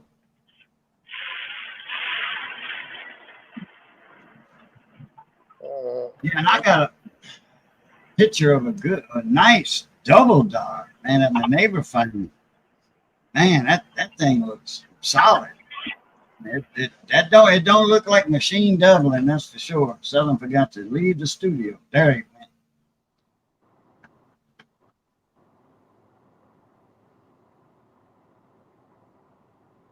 Some nice steady light rain would be good. Yeah. Oh yeah, yeah. It's the eye is up. It's heading toward Hammond, and not really Hammond. Yeah, kind of like eye's gonna go to the west of Hammond, I think. Right west of the Lake Pontchartrain, if I ain't mistaken. Let me see where it's at here. I'm gonna mute the mic. The video, the live stream, because they live streaming doing this now. WWL on YouTube. WWL TV. There's a parish president talking now. Well, she finished. Let's see. This was a 30 minutes ago. Thibodaux down where Coat 49 is, Coat 49, Coat 45. I forget there's 2 numbers. The eye is just hitting Thibodaux right now. So, and that eye is huge. That's a big eye. It's gonna go up at Donaldsonville. It's going to cover part of Lake Pontchartrain, I think. Let's see, let me go back down here.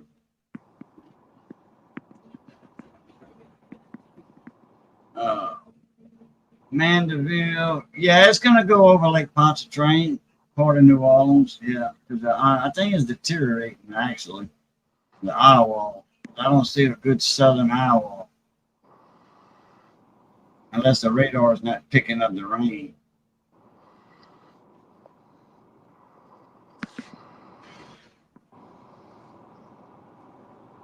Oh, I know what I can do. I should have did that a while ago. Just share this tab. But I don't want to share a video. YouTube might see something. Uh-oh. No, I mean, I'm not going to share the live, which, I don't know. Well, that's public anyway. It's on TV. So, it's not like I'm stealing that copyright or anything.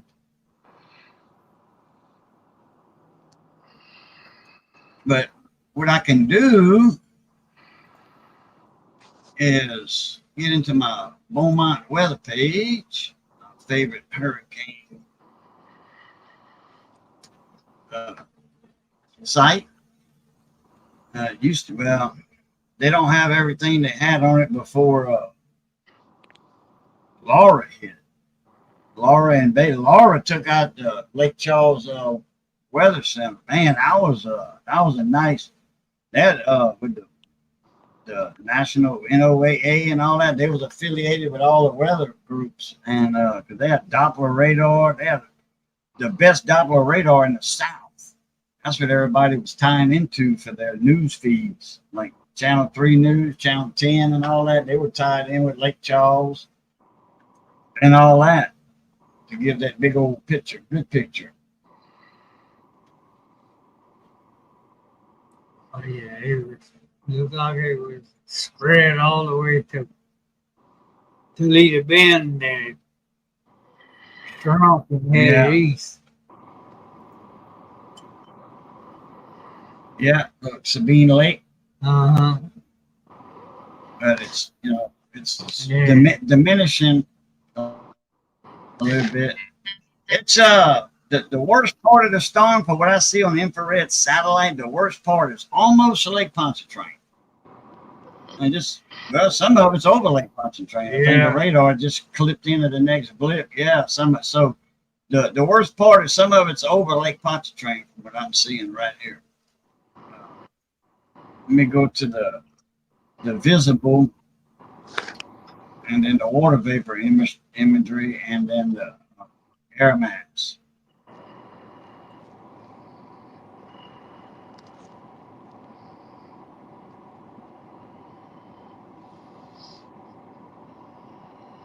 I can't see a good eye on this.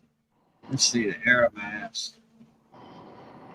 See how that see the cold dry air up here, Johnny? See how it moved?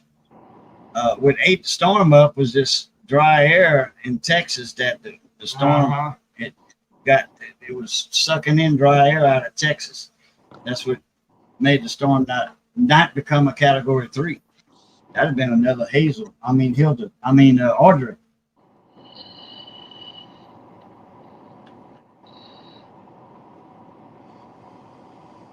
Okay, yeah, I can't get a good eye on here.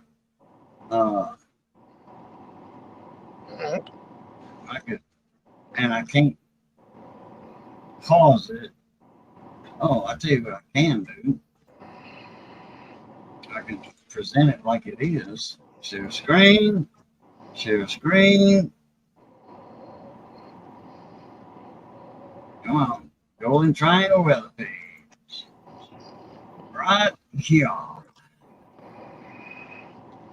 There we go. That's Oh my. that is the air maps right there. You can see the dry air in Texas. Anything that's rusty, brown colored is dry air. So right here is Lake Pontchartrain, right there in New Orleans. So the eye's almost there. See how it diminished and kind of like rewrapping itself right now?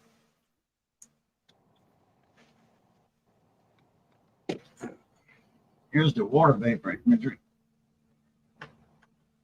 That's how I knew these two satellites right here. That's how I knew that the storm was going to go east.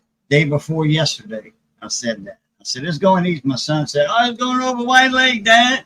I'm like, it's going to go Chafalaya Bay. That's where it's going to hit. Or more east. And it did. It went into Chafalaya Bay, Morgan City. Morgan City is right north of Chafalaya Bay.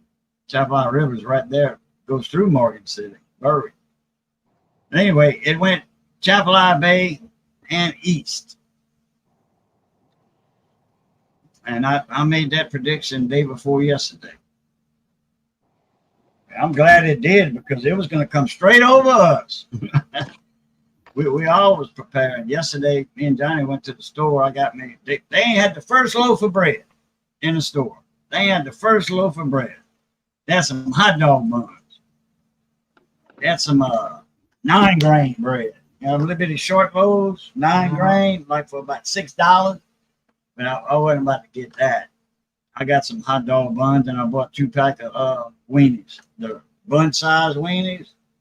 They want to sell 75 cents a pack.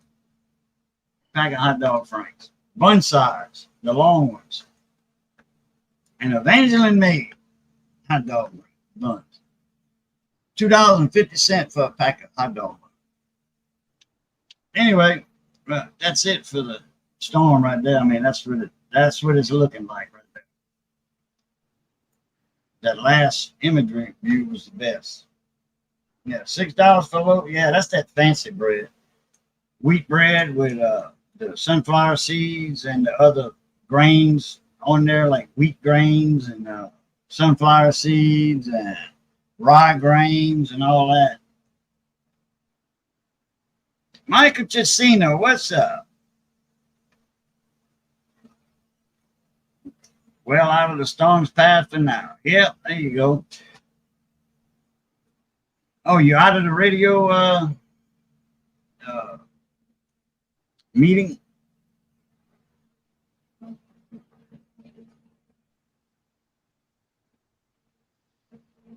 Democratic People's Republic of America.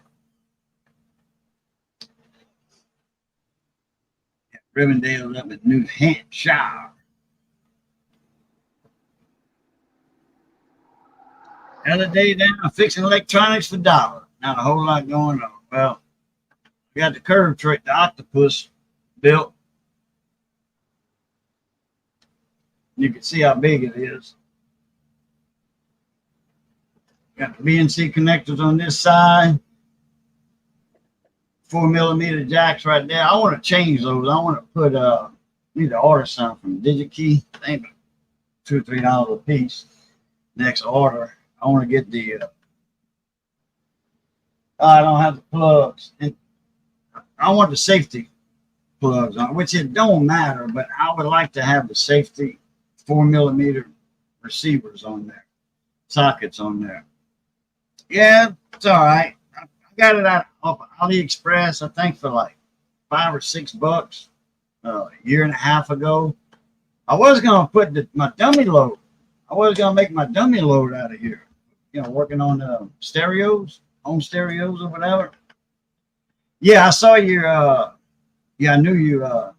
You 3D printed. You probably got what, about $2 in filament, $2 in 3D wire and filament in there. Yeah, that's a cheap box. I mean, cheap price box. Which mine's going to be on a bench at all times, so I kind of wanted it to fit in with other stuff. I wish I could silk screen curve tracer on there. Or get somebody to print me something I could rub it off, put it on there and then rub it off like the old rub off stencils, not stencil, but letters and numbers. Decal. Oh, you just cut out one, like, and you rub it with a pencil and it rubbed off on the. Yeah. Yeah. I know what you're talking about. We used to put our names on pool sticks because we'd make our own pool sticks. Out Uh-huh. of barroom sticks. We get them Yeah. brand new and the weight we wanted. We pop off that tip, that slip-on tip. We pop the other tip off that was underneath there because that was all soft leather. We put Champion hard leather tips on them, and then Uh-huh. we'd sand them down, real slick, and then we'd mop and blow, and we had our own stick. But before we put all that coating on there, we'd put our name on the in between the lines. Yeah. Those backgammon looking lines on the blue Yeah. stick, on Uh-huh. a barroom stick. We put our name in there, me and Gary. And because it looked just like a barroom stick. You walk in a bar, we call them sneaky peeks, like Hubler used to make, but it was a 2-piece. These were just a regular bar stick. And so we could have got accused of taking a barroom stick. They didn't see us walk in with it, maybe, or whatever. Partner, this is mine. There's my name on it. Mm-hmm. Yeah, dry transfers. Yeah, better off with a P-Touch label maker. I don't know. Oh man, yeah, laser etch. Yeah, we got a office supply house, and it's also a print shop here in town, Bertrand's.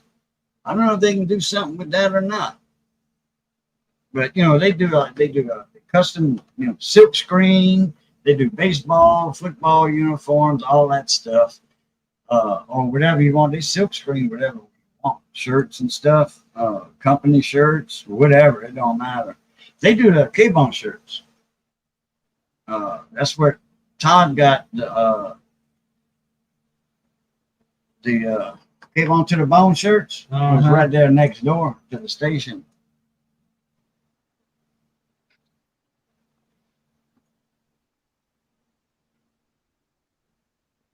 The thing about consumer laser tube. Yeah.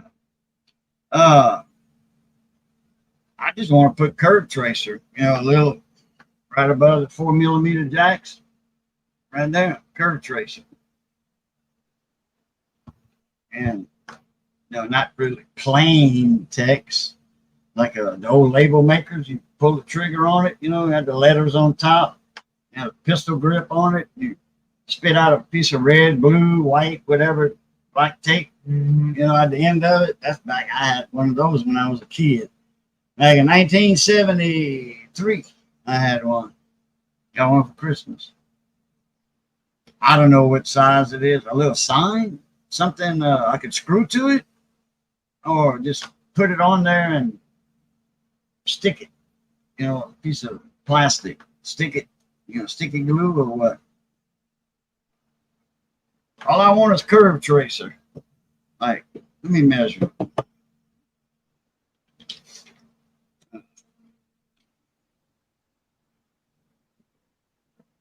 Two inches. 2 inches by a quarter or 5/16. That's the letter, the letters. Curve, space, tracer.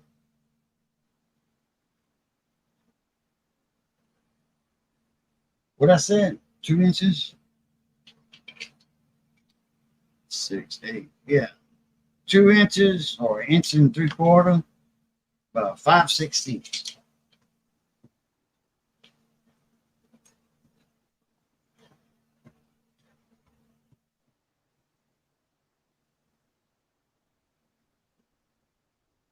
Yeah, a little panel with some little screws. Yeah, that'll work. I got some little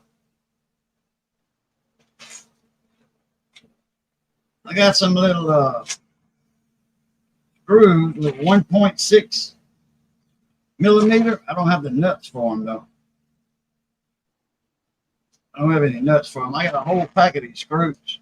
They go from 3mm, 3mm, 20mm long, right there, and 1.6mm. It's a big, tiny thing, about 4mm, almost like sunglasses, or screws, eyeglass screws. But I don't have no nuts for them.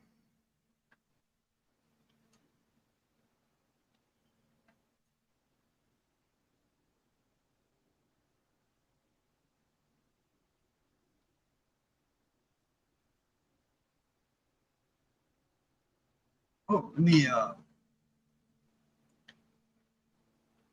get back in the regular YouTube chat here.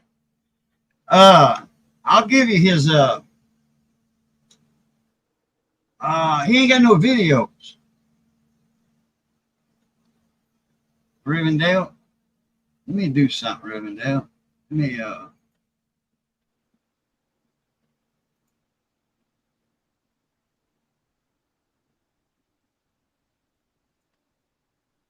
okay, Rivendell. Click on the 3 dots next to Michael's name, and then go to his channel.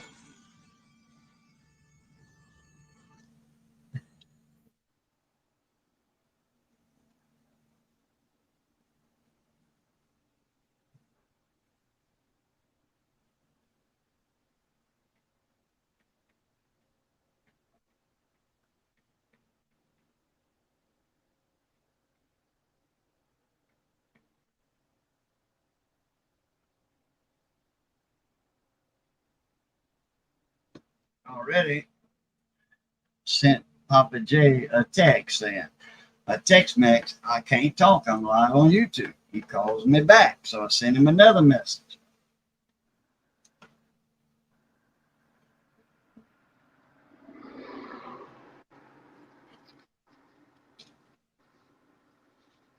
Well, Rivendell, you are mine.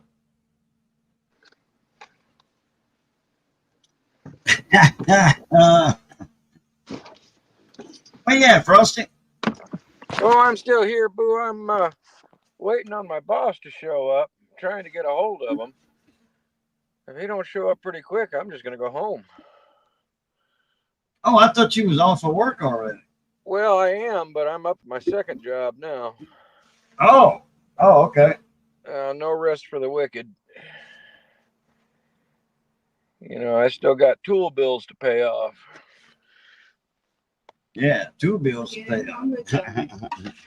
And then there's always the wife Well, who wants money too. Mhm. I know, Lord. Yeah. Yeah, it's balls.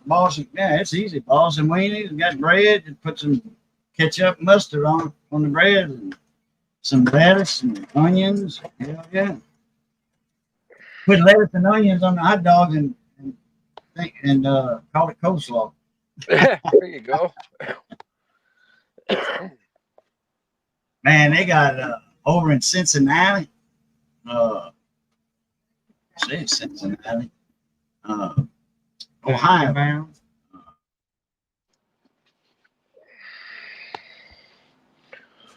Is it Cincinnati or is it? They got another town with a C.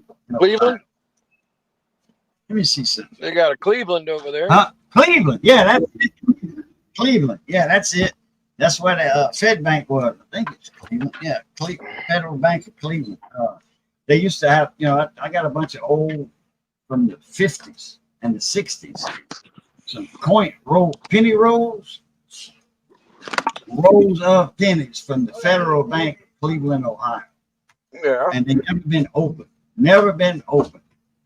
Never seen the sunshine except for the end ones, the ones on each end. And but anyway, in Cleveland, I got a buddy of mine, cooking community, Leprechaun TV. He's into grilling and cooking and stuff, like the Blackstone grills and stuff. What? Yeah. So Are you spending the night there? Yeah. Or you? So anyway, he got a video out on those like a Chicago dog, but it's a Cleveland dog, hot dogs. Yeah. Man, when you may do a hot dog, I'm talking about, look, that thing's that long, big old bread, like French bread almost, but it's softer bread. It's like French bread, like a French po' boy bread, but it's softer. I think anyway. And man, that thing's loaded with stuff. Them hot dogs, the weenie itself is about that big around. That's not like a regular weenie ballpark Frank you buy in the store. It's something different. Right. But man, I think those things are like $8 or $10. Oh, I bet. Maybe $15. But dude, Frosty, you could eat one. Me, I'm talking about a whole one. I probably could eat 3/4. I could eat pretty good. I'd probably have to cut it up and, anyway. I maybe could eat a whole one. I don't know. You could. I've seen you eat already. Yeah. In the live panels. So, but man, now that's a hot dog. I Man. bet. Usually you see on the cop shows, detective shows, the two cops, they, go to this hot dog stand, they eat, they get a dog and it's a regular hot dog bun and a weenie. I don't know what's in the weenie, but, they put whatever they want, slaw or whatever. And, those are just, regular size like you buy from the store. But these Cleveland dogs, man. Yeah, they make some jumbo ones. The hot ticket is to get the Boar's Head or Hoppy Hollywood original with a natural casing. That's a good hot dog. What you said, natural casing? Yeah, the ones The that real snap the right real away. pig, the real pig casing. Yeah. Yeah, that's how we make our boudin and sausage down here. We buy the real casing, the real sausage. Make your own andouille? I haven't made no andouille yet. Which is andouille is more of a ham, chunks of ham in a casing. That's your modern andouille. the real true blue Ondui from 100 years ago, 150 years ago, was actually casing in a casing in a case, you know, a casing stuffed with casing. That's all Ondui was. Chitlins. Chitlins. That's all it was. Chitlins. Really? Yeah. That's all the true blue Ondui from years and years ago was casings in a casing. That's it. Chitlins in a casing. That's all it was. It didn't have no meat in it at all.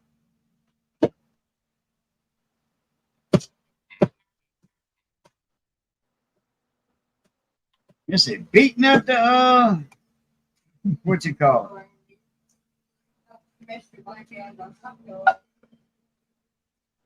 Well, up and down.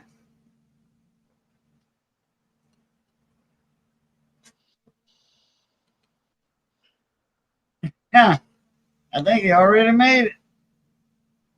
Or oh no, that's what it's gonna look like. Okay. I don't know if y'all can see that. Yeah, there we go. Oh, Curve nice. tracer. Curve tracer. Hell yeah. As long as it ain't blue. Because you know the box is blue.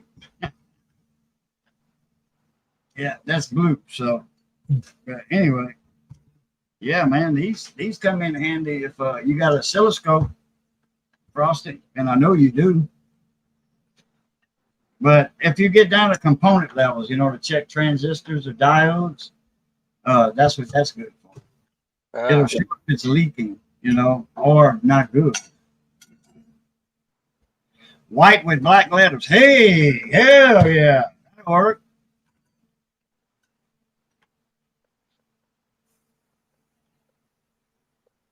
Thank you there, Mike.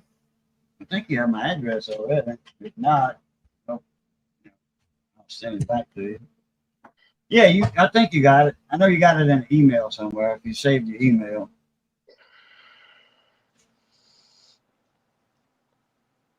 I could forward him a copy of the book, Mike. Oh, that's right. Yeah. Frosty is a mechanic. He works on everything. Just about. Yeah. Michael is an author of a generator book on repair. Really? Yeah. Not the mechanic part of the engine, but the generator itself. Nice. He does have a part in there on valve springs and all this stuff. So I don't know if that's on the engine itself or what, but he's got a section in there on the valve spring. Yeah, military power generator. Yeah, he authored that while he was in Kuwait. He was a contractor. He contracted his company out to him. I wonder if they were still running them old Wisconsin generators.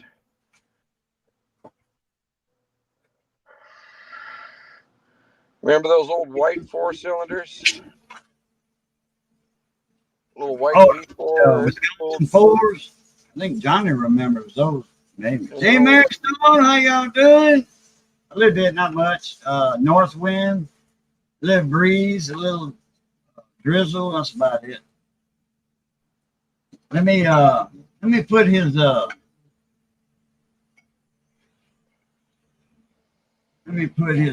chat in here. I mean his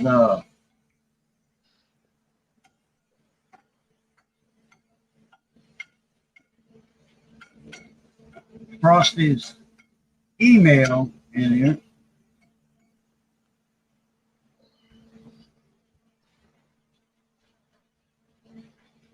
Copy. Straight on. Miss Carol, how you doing? Oh, you in Georgia today? Wow, go ahead. Yep, Miss Carol, Miss Jamie. How's Georgia?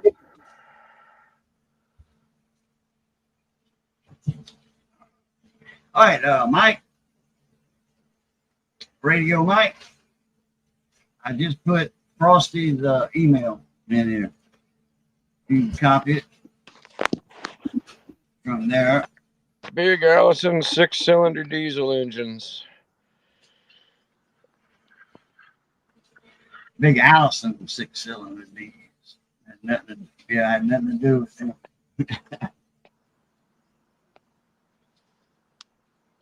He did the other guys that were there, techs that were there before him, they were just part changers. You know, they get a board or whatever, or relay box, put it on there, you know, and chunk the other one or do whatever they did with it.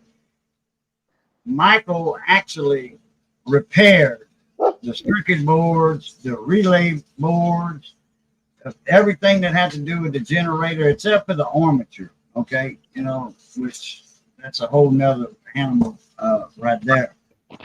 You write another whole book on that, and they are very sensitive too. I mean, you nick that lacquer coating that's on the wires, on the armature, and all that copper wire. You nick that lacquer coating, you can throw the whole thing away, just about. You know, the whole armature, which you know that yourself on regular house generator.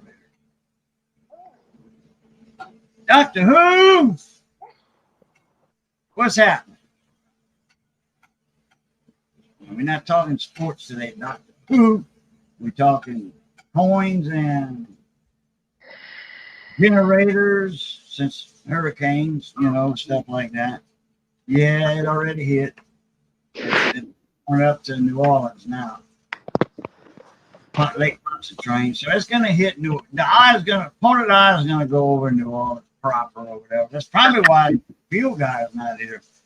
You know, he don't want to pop in on the phone because it ruin his, I mean, it'll drain his battery streaming. So, and he's probably getting some wind and stuff. Yeah.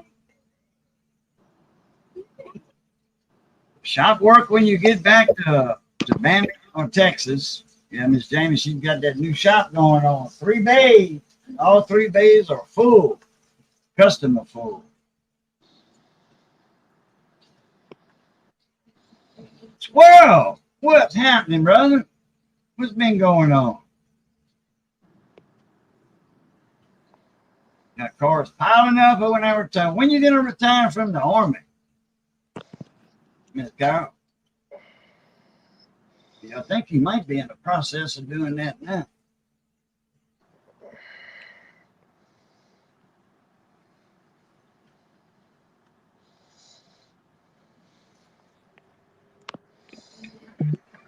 This is doing. Invite me to the Ground meat for the hot dogs. invite me to the chili and the onions. Oh, you're making a chili? Oh, you're gonna do chili. Okay, you're doing chili dogs? Chili dog. That's ground meat or that Italian sausage with no boudin casing? Okay. Yeah, so chili dog. Sucking on a chili dog. Sucking All on right. a dog.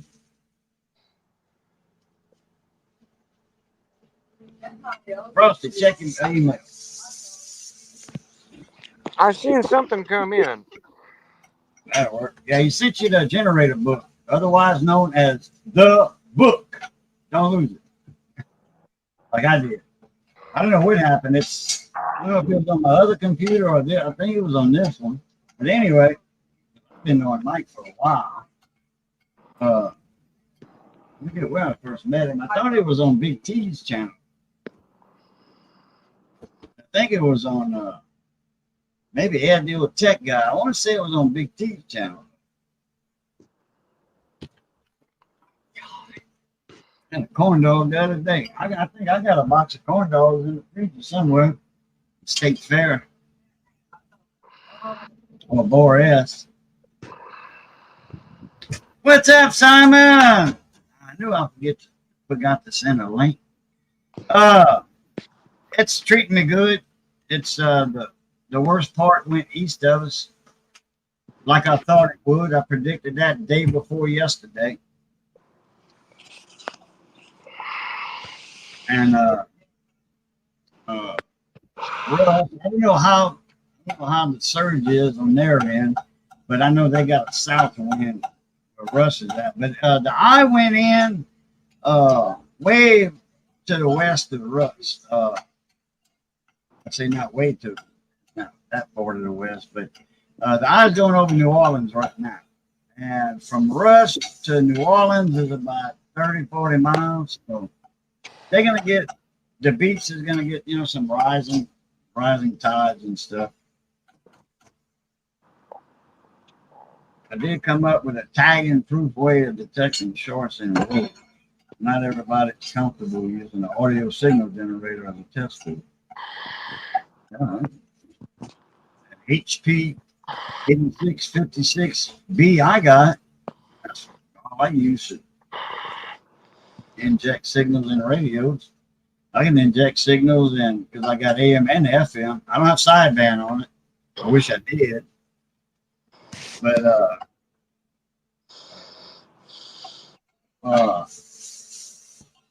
I can line a FM stereo up, home stereo, car stereo, doing alignment with that. That goes from 100 kilohertz to one gigawatt,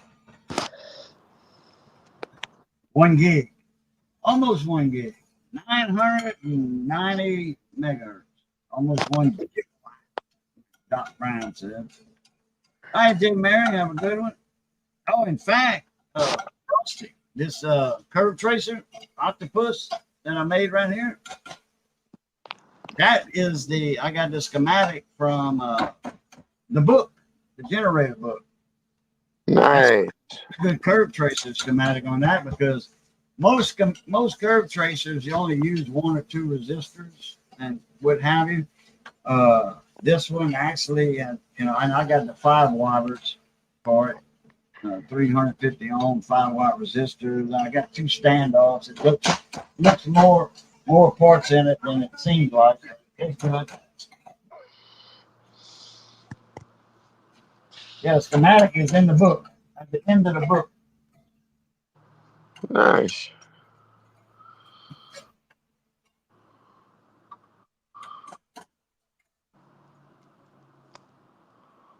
Modulated AM signal with a sharp fin wave from characteristic is cool to make. Yeah, a ramp wave, sawtooth ramp. But they got them signal generators now that you can program your own waveform in it.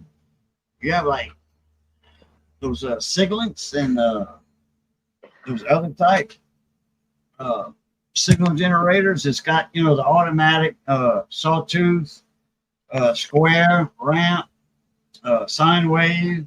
All your most common ones already in the programmed in, but you can design your own and program it into the signal generator. That's what's good with that.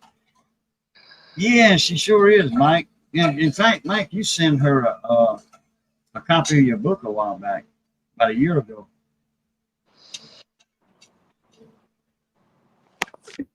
Well, I'm definitely going to read that cover to cover.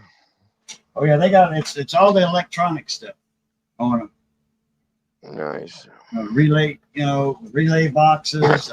I mean, anything and if it has a wire on it, it's in the book.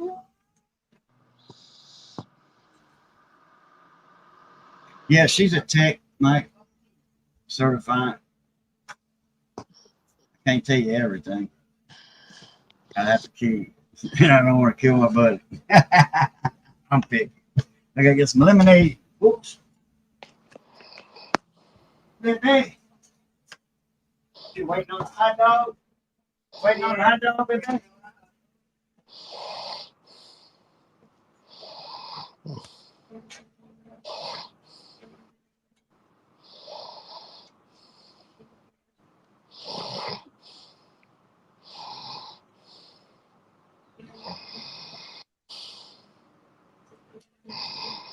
Just me and the hot dog.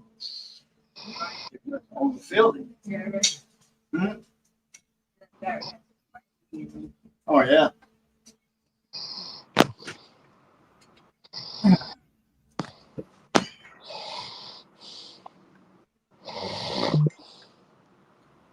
Or pass a picture via a falling star from a spectrum analyzer. Yeah, put some harmonics in there to make it pretty.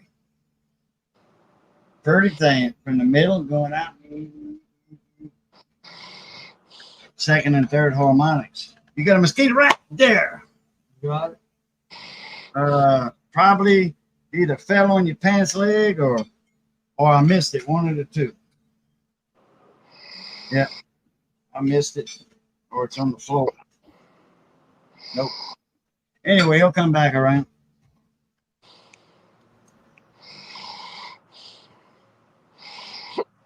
Mac, cool. That's it. That's extra rad. Like Radley Height said, extra rad.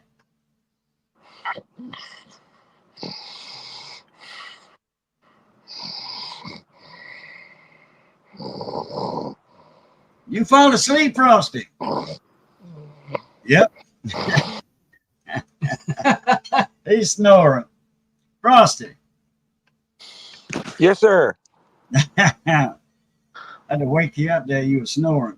Yeah, I'm gonna get a little nap in before this guy shows up.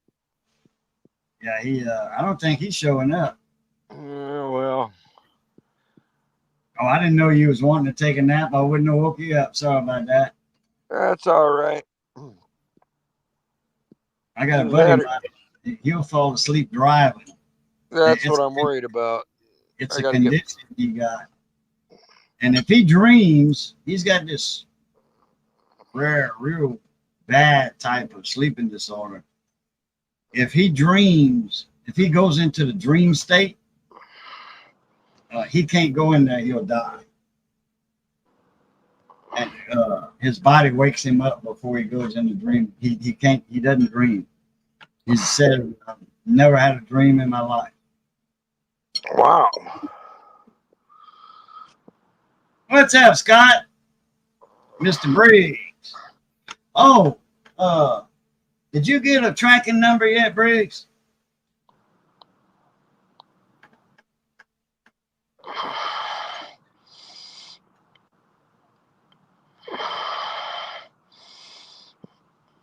Say, can you mute the snoring snowman?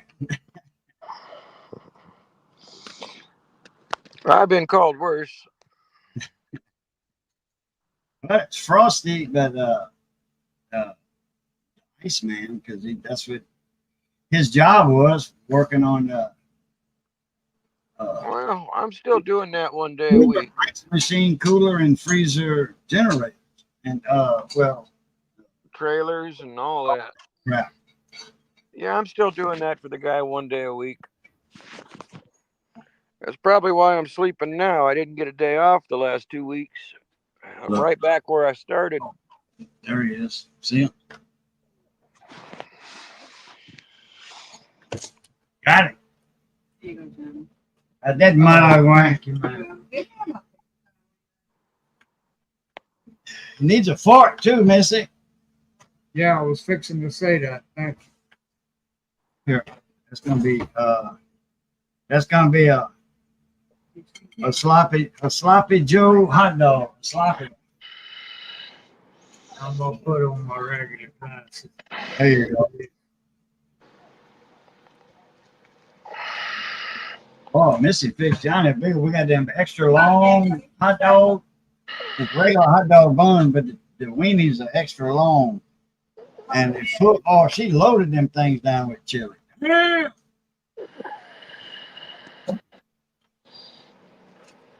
Yeah, check your phone, see if you got your email, see if you got a tracking number. Mr. Briggs, if you don't mind.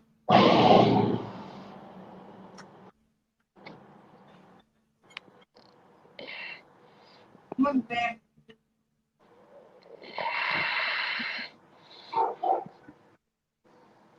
You migrated to the generator shop. Jenny shop. Jenny, you need to move back to Rainbow. Like a nice, safe place to be. Jenny, there's my boat. Sounds like a very nice, safe place to be, the generator shop. Yeah, at least you ain't out the weather, huh? Like that. actually, you know, when you work on generators, you got to go everywhere. You know, water pumps, you know, them, those Deutz engines, Yep. 6-cylinder, air-cooled now, air-cooled diesel engines, Deutz. Well, they have 6 and 12, don't they? The only ones that I know of are the 6-cylinders. When I had my cabinet shop in Broussard a few years back in 2000, that era, turn of the century. Next to me, the shop next to me was Tombstone DiGiorno Pizza. It was filled with coolers. All the buildings in there were 25 by 50, 25 wide by 50 foot long. And each of us we had an office and a bay door, one bay door. Yeah. And the rent was $600 a month. Oh, Anyway, plenty of room for my cabinet shop in it, plenty. Had a lot of tools and boxes. Anyway, the building next to me, and you know, it's all, you know, metal, long rows of them, okay? And so, I mean, they were all petitioned off at 25 foot. Everybody had a wall and then an office inside. So we had a people door and one big bay door. Business next to me was a pizza holding area. 18-wheeler would come and unload pizzas and put them in the freezers, in the big units. And building business next to that one was a diesel mechanic shop, and he specialized in Deutz diesel engines. I didn't think we had that many here. Head mechanic for Stevens and Stevens, and they would redo pumps, valves, and engines, and they worked on a lot of those diesel engines, water pumps. Huh. So he went out to the farmers, you know, the coffee or rice farmers and stuff, and because he had found out some rice farmers were using those engines. So he got, you know, he had his own shop. When he'd get off of work, he'd go spend about 10 o'clock, midnight in his shop fixing the same stock kind of engines that he was working on, you know, at his employer. But they fired him because conflict of interest. But they didn't have any rice farmers. You know, they was like, "Oh, you're going to steal our business." He said, "Well, y'all don't have no crawfish farmers and rice farmers. Y'all don't deal with them. You know, they don't come over here, and that's what I'm doing." And say, "Yeah, but you're not supposed to work on those ends." You know, hell on y'all, I quit. You know, I don't know which one's on his slip, but he sure didn't go to the unemployment office. He just said like that and like that and like that. Nice. And screw y'all. So, but I'm surprised. I've never seen a diesel engine. I mean, I've seen them, but I didn't know they were air cooled. You know, because every other pump I saw, most pumps I saw had a radiator and all that, and a fan. You know, just set up like a car. But there was a diesel engine in the middle of a rice field on an island. You know, well, you like it was burnt. Yeah, that's why when I do hot dogs, they like this burnt on there. Hold on there, Scott. Send you Yeah, back real so- quick. Huh?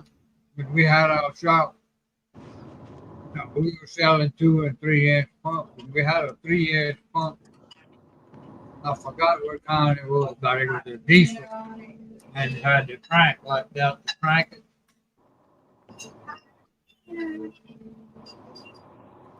Dinner and cheese. And it was a heavy thing. Well, these are 6-cylinder diesel, and they, you know, they have all the shrouds on, you know, capture the air from the fan. Yeah. No radiators. Yeah, David Carl, I think, hey, Scott wants some sausage. big That'll work. green, self-contained looking thing. What's that? Big green, self-contained diesel.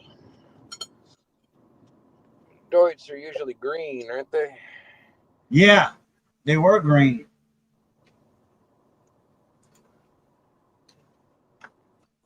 Got a fan on them, kind of like a Porsche or a Volkswagen. And there was inline six. And they had the Volkswagen was air cooled too. If Yeah. I'm not mistaken. Yeah. And it had them air shrouds, air shields, that solid that they had. No, it wasn't a fan. It was, they had this little fans that was blowing on that small fan like that on that Deutz engine. They didn't have a big fan like the old 302 trucks or cars, with a bolted No, on. they got a Like great big. small fan that looked like a turbo, turbine blades, and that would turn and blow that air across the cylinders. Yeah, right in the center of the shrouds. It got like a like an wrap air around. inlet on it. Now I remember I was working at the machine shop, and I think it was Red Bull Energy Drink bought up all these trucks. They were going to use them for promotional vehicles, right? And they were old Steyr-Puch military trucks from Austria, and they had an inline 4-cylinder gasoline engine in them that was air cooled. Real weird looking, like a slant 4 pushrod air cooled engine. And these things were big and heavy. They were 4x4 and 6x6. And they painted these things up all crazy and converted the It died at his carrier feet. quarters in the back into these big freezers and coolers, and they would fill them up full of Red Bull and take them out. And they'd have speakers on them and shit. Oh, it's hot on the bottom. Look at that. They had us bore and stroke these things Jalapeno. so they'd go on the freeway. Cheese, jalapenos. Jalapeno, no wonder your stomach burns. It ain't burning yet. She ain't ate it yet. Let me look up that Deutz diesel engine, see if I can catch a picture of it. Oh, there's a couple of them on YouTube. Yeah. Let's see. DEUTZ. Deutz engines. Diesels. Oh. Let's see. There it is, right there. F3L 712. OEM complete non-running core. Okay. And $1,000.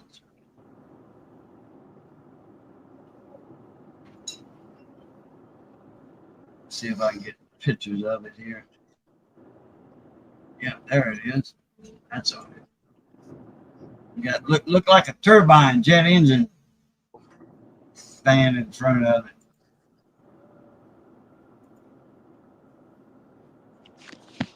Let's see.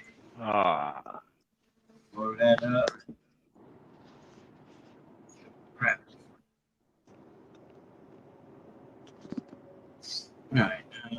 StreamYard right here. Wish I can get a better picture of it. Present.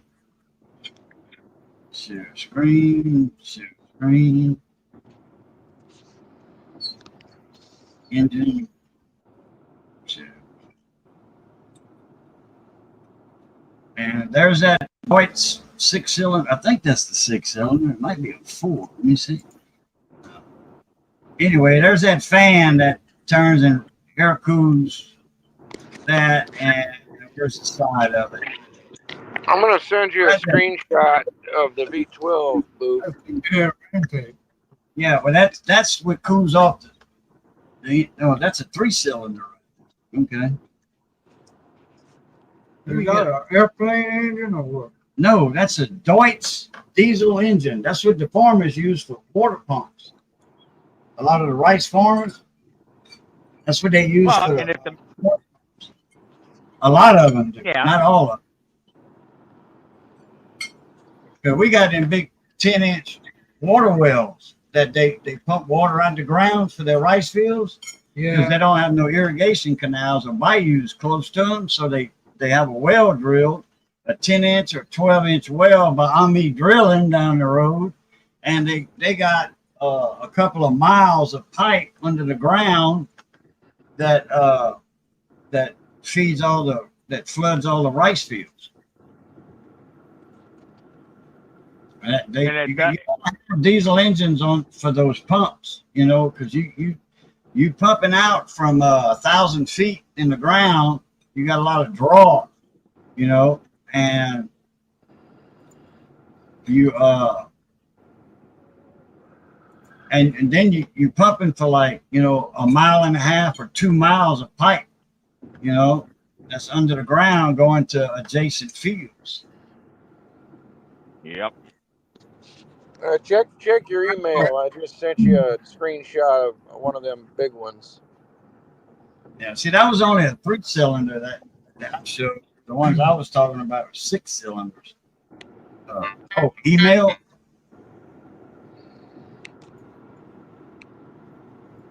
There's a Deutz V12.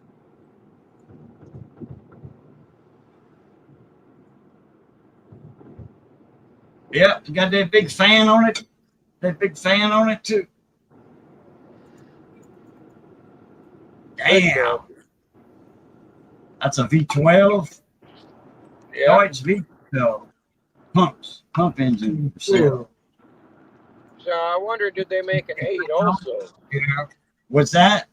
I'm wondering if they made an 8 also. Oh, I wouldn't doubt it. I know they got a straight 6, and I know they got a V12 because I'm looking at it. Like a Detroit, they got Modular. a straight 6 Detroit diesel, a V6. They have a V8. They have a V12. They have a V16. And the crew boat I was running in my early life, hell, I was 17 years old. I was a captain on a crew boat. I had 2 V12 Detroits, V12 71s in my boat. That thing was 28 knots, which is 33 miles an hour. Let me. They built some 85 foot boats up in Oregon in the Kelly Boatyard. Mine was in there. Where's my email? Most of the guys out here that use those things, commercial deep sea fishing, they don't take them up past like 13 or 1400 RPM. Right. Oh yeah, you want a baby diesels? Yeah, they probably got cats in them charter boats too. I don't know. Well, the last one I went on come from up north, and it still had the Detroits in it. Oh yeah, anything from the Great Lakes, yeah. But if you on like Pacific, most of them charter boats run. If they have a boat custom built for them, a charter boat, yachts, they go with cats. Most of them. Right. And then John Deere used to be real popular out here. That big John Deere that was a Lugger Komatsu, and then John Deere copied it.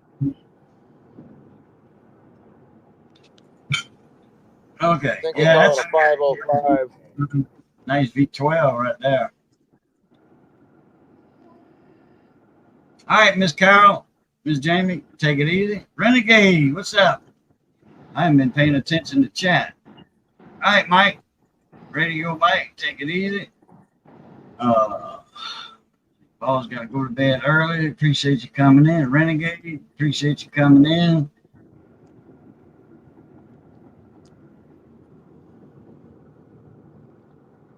My old boss, his father-in-law had a yacht. It had 2 of those big Detroits in it.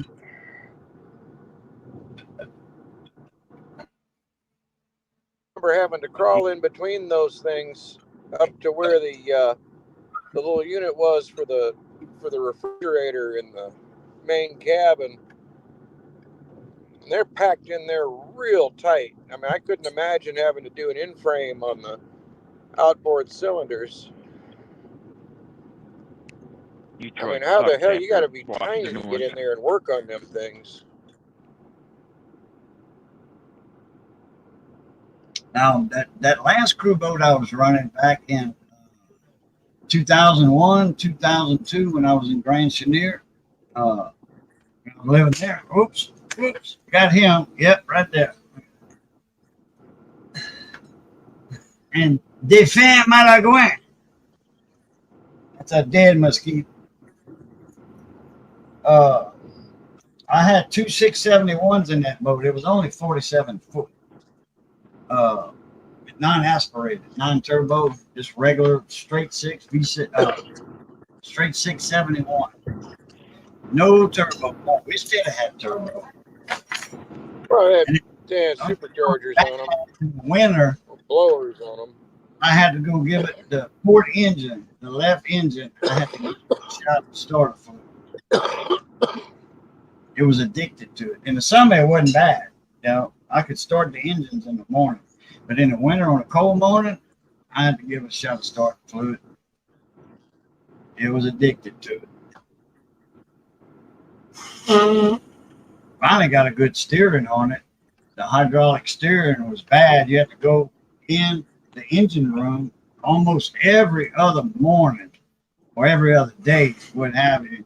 And they had a tire pump like this, you know, step on it with your foot, go up and down. I mean, I had a big engine room, you know, like 2 big diesel engines and it plus a generator on the ass end by the bulkhead, by the storeroom in the back.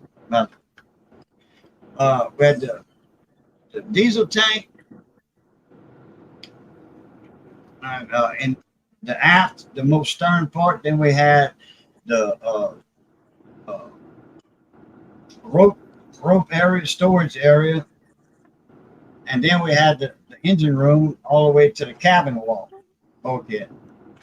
They don't call it walls, they call it bulkheads. And then all the way on the port side, on the hull, they had a round tank, and they had a Schrader valve on it, a Ricky Schroeder valve.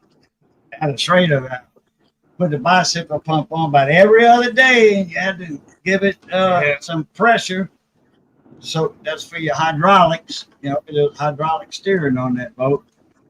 And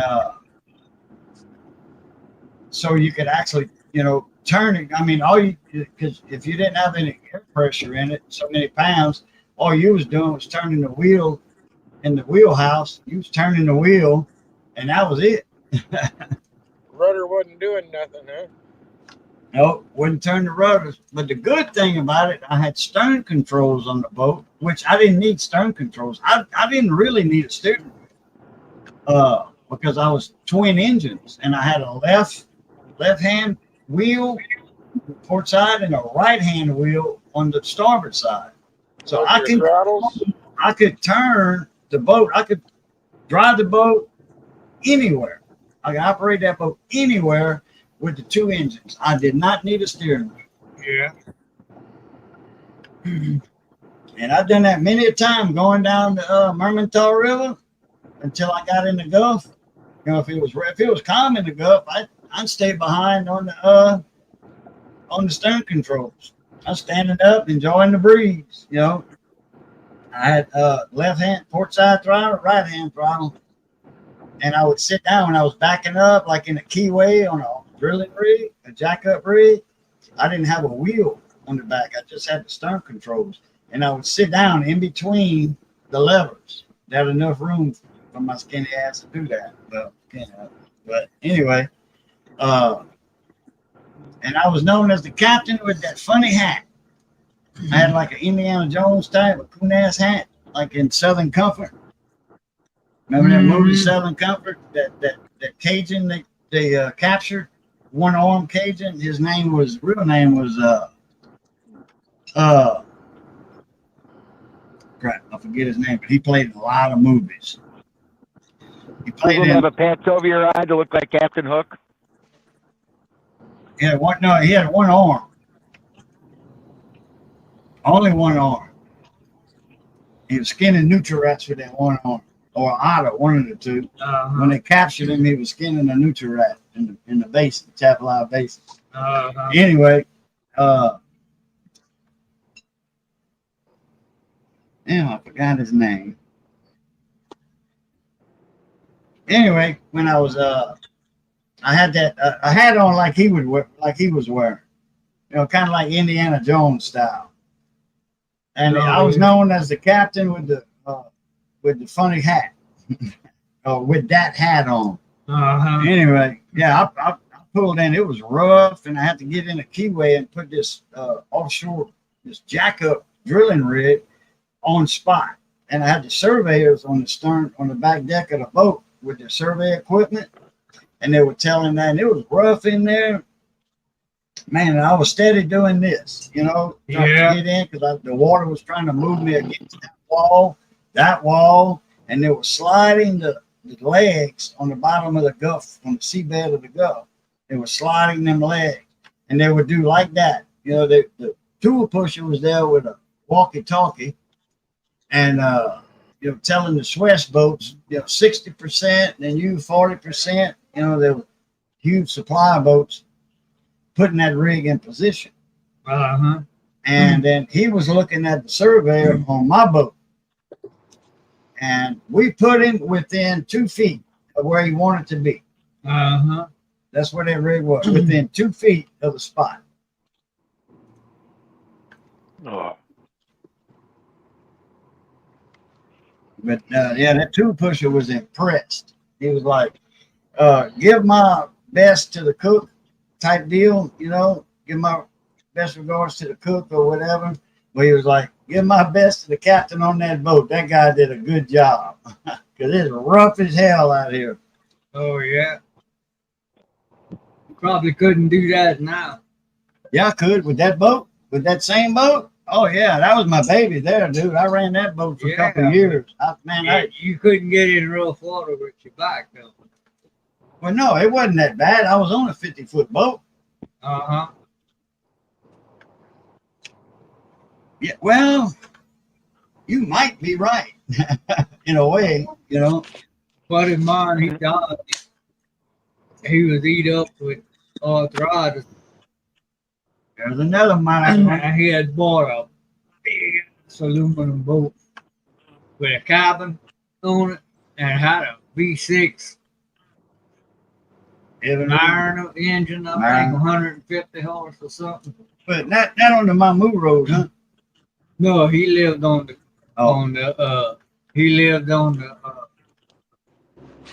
Toyota Road. Oh, okay. Because they had a guy on the Mamu Road on the right. Like, where Winston Fusilier got all them houses and right there by the new fire station. Yeah, I know, but that shrimp boat. Yeah, he turned it. There was a trawl boat, a single rig, all aluminum with a cabin on it, front wind cabin. No. And then he changed it then he put some butterflies on it. Then he put skimmers on it. He's got skimmers and butterflies. But I had 2 animals run out in front of me this morning. Wait, what's that bridge? I had 2 animals run out in front of me this morning. One was a deer, and I missed the deer, and I hit Chinese food. What did I hit? You no idea. Come on, No. a deer and what's called Chinese food hit me. I hit. You had some Chinese food hit you. Yeah, I hit Chinese food.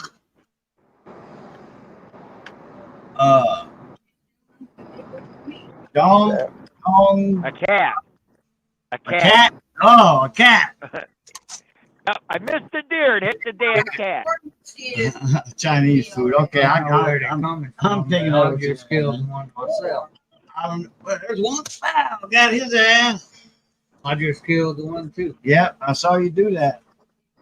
Man. Oh, we got the damn Malaguans in the house now. And with all that rain, they're gonna get bad. Oh, they're gonna lay their eggs. All this They rain we already got. got- Look, there's another one right there. Pow, got him. They're already bad. There he is, right there. Well, Missy killed one earlier today. On her arm. She had one on her arm. She killed it like that. She had blood all over the place. Got one there, one there, one there, one right there. Look, Yeah, Oh, be- You know what I'll do? put I that got a triple antibiotic on that. tube of hydrocortisone I put on them mosquito bites. Well, that's triple antibiotic. That's even better. Yeah, a woman, Use for hydrocortisone. yeah, It stops the the itch. it stops the itch. Stops the itching. Yeah, but this right here is 99.9% alcohol. Gotta stop the itching. Mhm. the only difference is in New York, you have to stop and try and find the owner. So I was about a half hour late picking up my load this morning because I had to go track down the owner of a cat that decided to suicide. You have to track down the owner of a cat that got run over. I wouldn't Yep. stop. Where you was at? In town on the highway? Where you was at in the neighborhood? Oh, in town. I just turned the corner. Never heard of that. You run over a cat down here. You just got a dead cat. I want you to try and find it. Most people, I mean, if it was on the highway, I would have just kept going. But if it in town, nah. Then the woman called me every filthy name in the book. You know, I'm not I getting should have fired. slowed from down. that. What's that? I'm not getting fired from my job to find the owner of a cat. Oh, they can't fire me. But I found the owner. It was close by, but she got mad because I ran over her cat. And I'm like, sorry. Yeah, your cat shouldn't be outside playing in the road with the 2-year-old. Well, You know, I missed your 2-year-old, but the cat ran out in front of him. And shouldn't have the 2-year-old out there neither. I live on a dead end street. I'd let my cat out here, but if she lives on a main drag like Water Street up above that corner, it was right near the corner where they came around with the car. You know, that busy street. You know, you live on a street like that, you don't leave a cat out. Johnny, does it look like I went outside? Well, I don't know. Oh crap! I thought that was a dead. That was a live one. He flew. Oh, there's another one right there. Yeah, and another one. There's 2 of them right there. 3 of them. Damn, you need a bug zapper in that kitchen. Oh, what? A bug zapper. Oh. Yeah, we don't usually have no mosquitoes in the house, though. Don't know where they're coming from. You need one of those electric fly swatters. I got one. A zapper, I got one. Wow, but I'm doing a good job with a fly killer right now.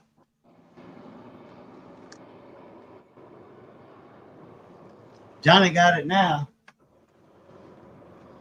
He spotted a couple over there. But anyway, it's all good. You shouldn't call Johnny a mosquito. Johnny had the fly killer killing some mosquitoes.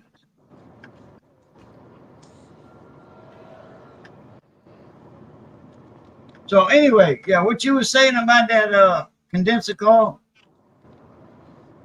I said I haven't looked yet. I just got home. I'm doing a post strip as we speak. No, I'm talking about you said you didn't get an email or you didn't have a chance to check your email or I haven't checked. I'm doing right here, post strip. Kind of hard Okay. to do it when you're working. Let's see. Come on, you stupid pile. Off duty.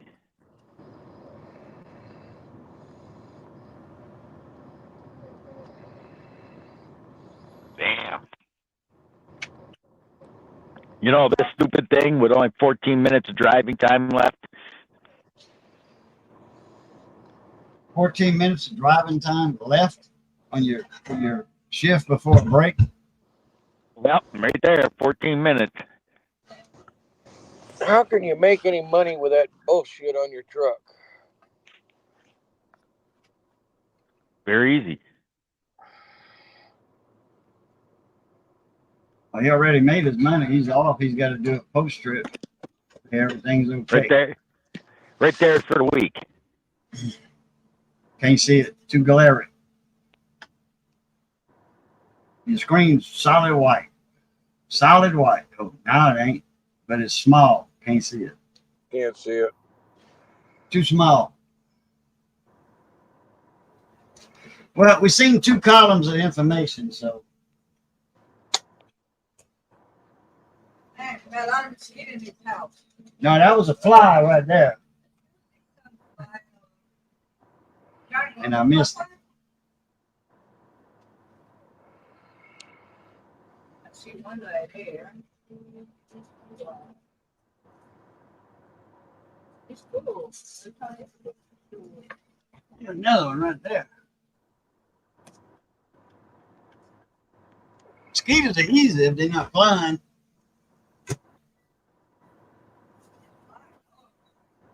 You kill that mosquito up there? Or what is that, John? In between the M and there. What is that? In between Missy and you will always fail to be mine. That a mosquito? This is nothing. Yeah. I made $1,143.95 today. How much? $1,143. Damn. Right. Yesterday was 12. Yesterday was 1,239. Monday was 1,238. Are you owner 959. operator or what? Yeah. How much you get in a mile? Well, I get paid by the trip. I don't get paid by the mile. Yeah, Oh. see, for What, me to Miss- jump in a truck right now, it'd be like something Okay. stupid, 36 cents a mile. No, leave Drive him in 200 there. miles. I drive 200 miles down and 200 miles back. It's $1,200. Yeah, that's gravy. It's 400 miles. It's $3 a mile. Yeah. 200 Out here miles they're- down, 200 here back, they're- 400 miles a day. Yeah, Out here 400 they're paying miles divided They're by paying 1,200 36 cents a mile. a mile. They pay the insurance. They pay the diesel. I just drive the truck.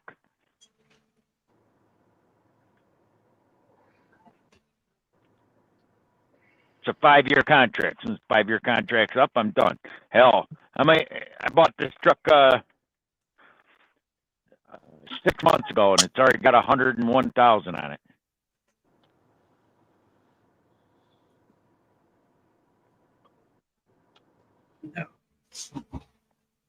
I get some lemonade. I'll be back.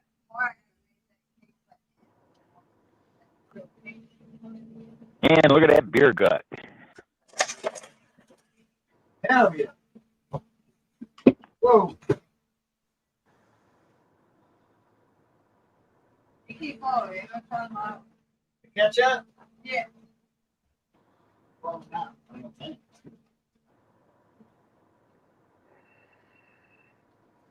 What's the matter? Did you give up coffee?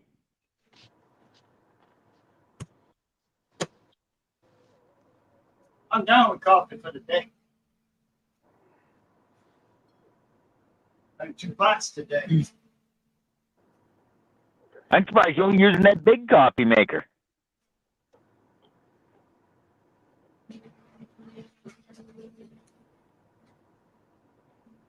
My wife got us onto the Keurig.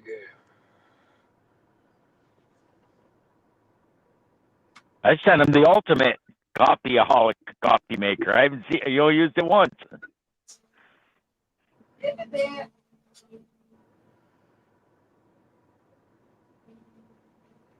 Old tin percolator.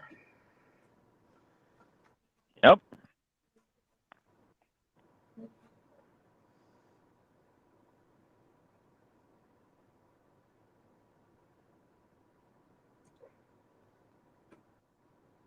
I like Every time the I see Keurig. Cage, every time I see Cage's Kitchen, I think of a museum from South Carolina. I go to. I can't remember the name of the museum. Those old wooden cabinets. They're built like battleships. Yeah, that's a functional kitchen. There's some good shit coming out of there. I didn't say it was functional. I said they're built like battleships. Those old wooden cabinets like that. You could probably shoot it with a 12 gauge and it wouldn't put a hole in it. Oh, my dad's house growing up. I mean, it had that same kind of cabinetry in there, and you know, 3 boys hanging on the fucking cabinet doors, running on the counters. We had cabinets like that in the house I grew up in, and my Yeah. father used to paint them every couple of years. And finally, one year, I said, "What? You know, you ever think about stripping the paint off those things? I mean, every time you could hit it with your fingernail, and that latex paint would peel off layers upon layers." I said, "Maybe you ought to take a scraper and scrape them." One time, I took a razor blade. I got he wanted me to paint him one year while he was at work, and I took a razor blade and I cut an edge of the paint, and I literally peeled off like 10 layers in about 5 minutes. Well, we had always, they were stained and oiled, and they were natural. And then my mom had died. My dad's wife moved in, and she painted over it, and it was fucking tacky from that moment on. And it was the most bitchin'. They were the most bitchin' cabinets, and then the kitchen had a divider in the center with a great big butcher block on it, and a cabinet underneath that, if you can imagine. It was just beautiful. O'Keefe and Merritt stove. My house has black walnut woodwork, and one year when I got recalled in the U.S. Army for 1 year, I rented out my house, put everything in storage, and rented out my house. And I came back, and the tenants painted the black walnut woodwork chick brown. Oh. I almost choked them. And then they got mad when I'd get them their security deposit back. I said they damaged the woodwork, and they took pictures of it, and they showed it to the judge, and they said to the judge, "How did we damage it?" "Well, you painted his woodwork. Did you? He's got to have. He don't have to have it stripped. It looks better." So wait a second. He had natural dark black walnut wood that was already just varnish. There was no stain on them. It's just varnish. So it was already naturally dark, and they painted it literally brown. Shit. Brown.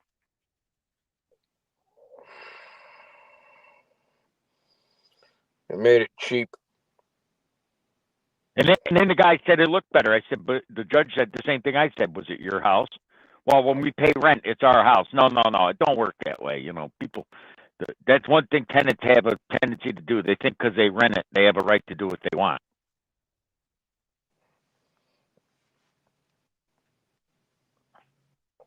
No alterations. It's like my favorite one. I told a tenant, I came in and he gave me a month's notice. He was moving out, and I called him up, said I had someone that wanted to look at the apartment. "You mind if I show him?" He says no, and he said, "I'm here packing, so it don't matter. You can show him."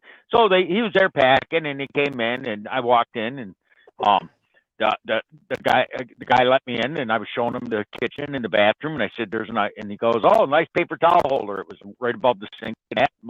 He said most tenants don't, most landlords don't even have a paper towel holder for some odd reason. I said, "Yep, that goes with it too." And I showed him everything. And when the guy left, he said he'll let me know in a day or two if he wanted it. And the tenant asked to talk to me, and he says, "You told him that paper towel holder goes with it." "I put that paper towel holder up." I said, "Yep." "And what did I tell you? Anything screw you put in, anything you put in, you put up curtain rods, you put up anything without my permission or telling me, or even if you tell me, once you put a screw in my wood, it becomes mine. That's my paper towel holder. If you take it out, I'm gonna bill you for it." He says, "You can't do that." I said, "You put holes in my woodwork. You're not getting." And he took the paper towel holder with him, and I took, I think, $175 out of his deposit. Gave him the rest. He took me to court. He ended up losing all of his deposit because the judge agreed with me. He says, "You put 2 holes in his woodwork. In order to fix it with the holes, I had 2 choices: either put a paper towel holder up there again, or replace the whole bottom board of the cabinet and put in which would have been expensive." But And I would have had to find our piece of black walnut and replace it. That one was black walnut too. And he says, so I put $200 in for a repair, and the guy ended up losing his tire deposit. He came in and he says, "Let me guess, you didn't fix it. You put the money in your pocket." I said, "Yes, sir, I did. I put the money in my pocket and put our paper towel holder in. I told you not to drill a hole in it. I could have put a paper towel holder in there that would have held without using screws." And he said, "No, you couldn't." "Yes, I could. I didn't want holes in my cabinet. But being you put them there, you're going to pay for them." It's not.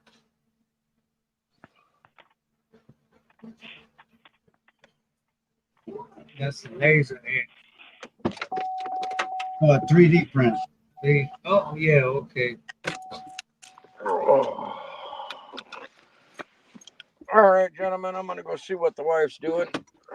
All right. Oh, you made it home? I made it home. All right.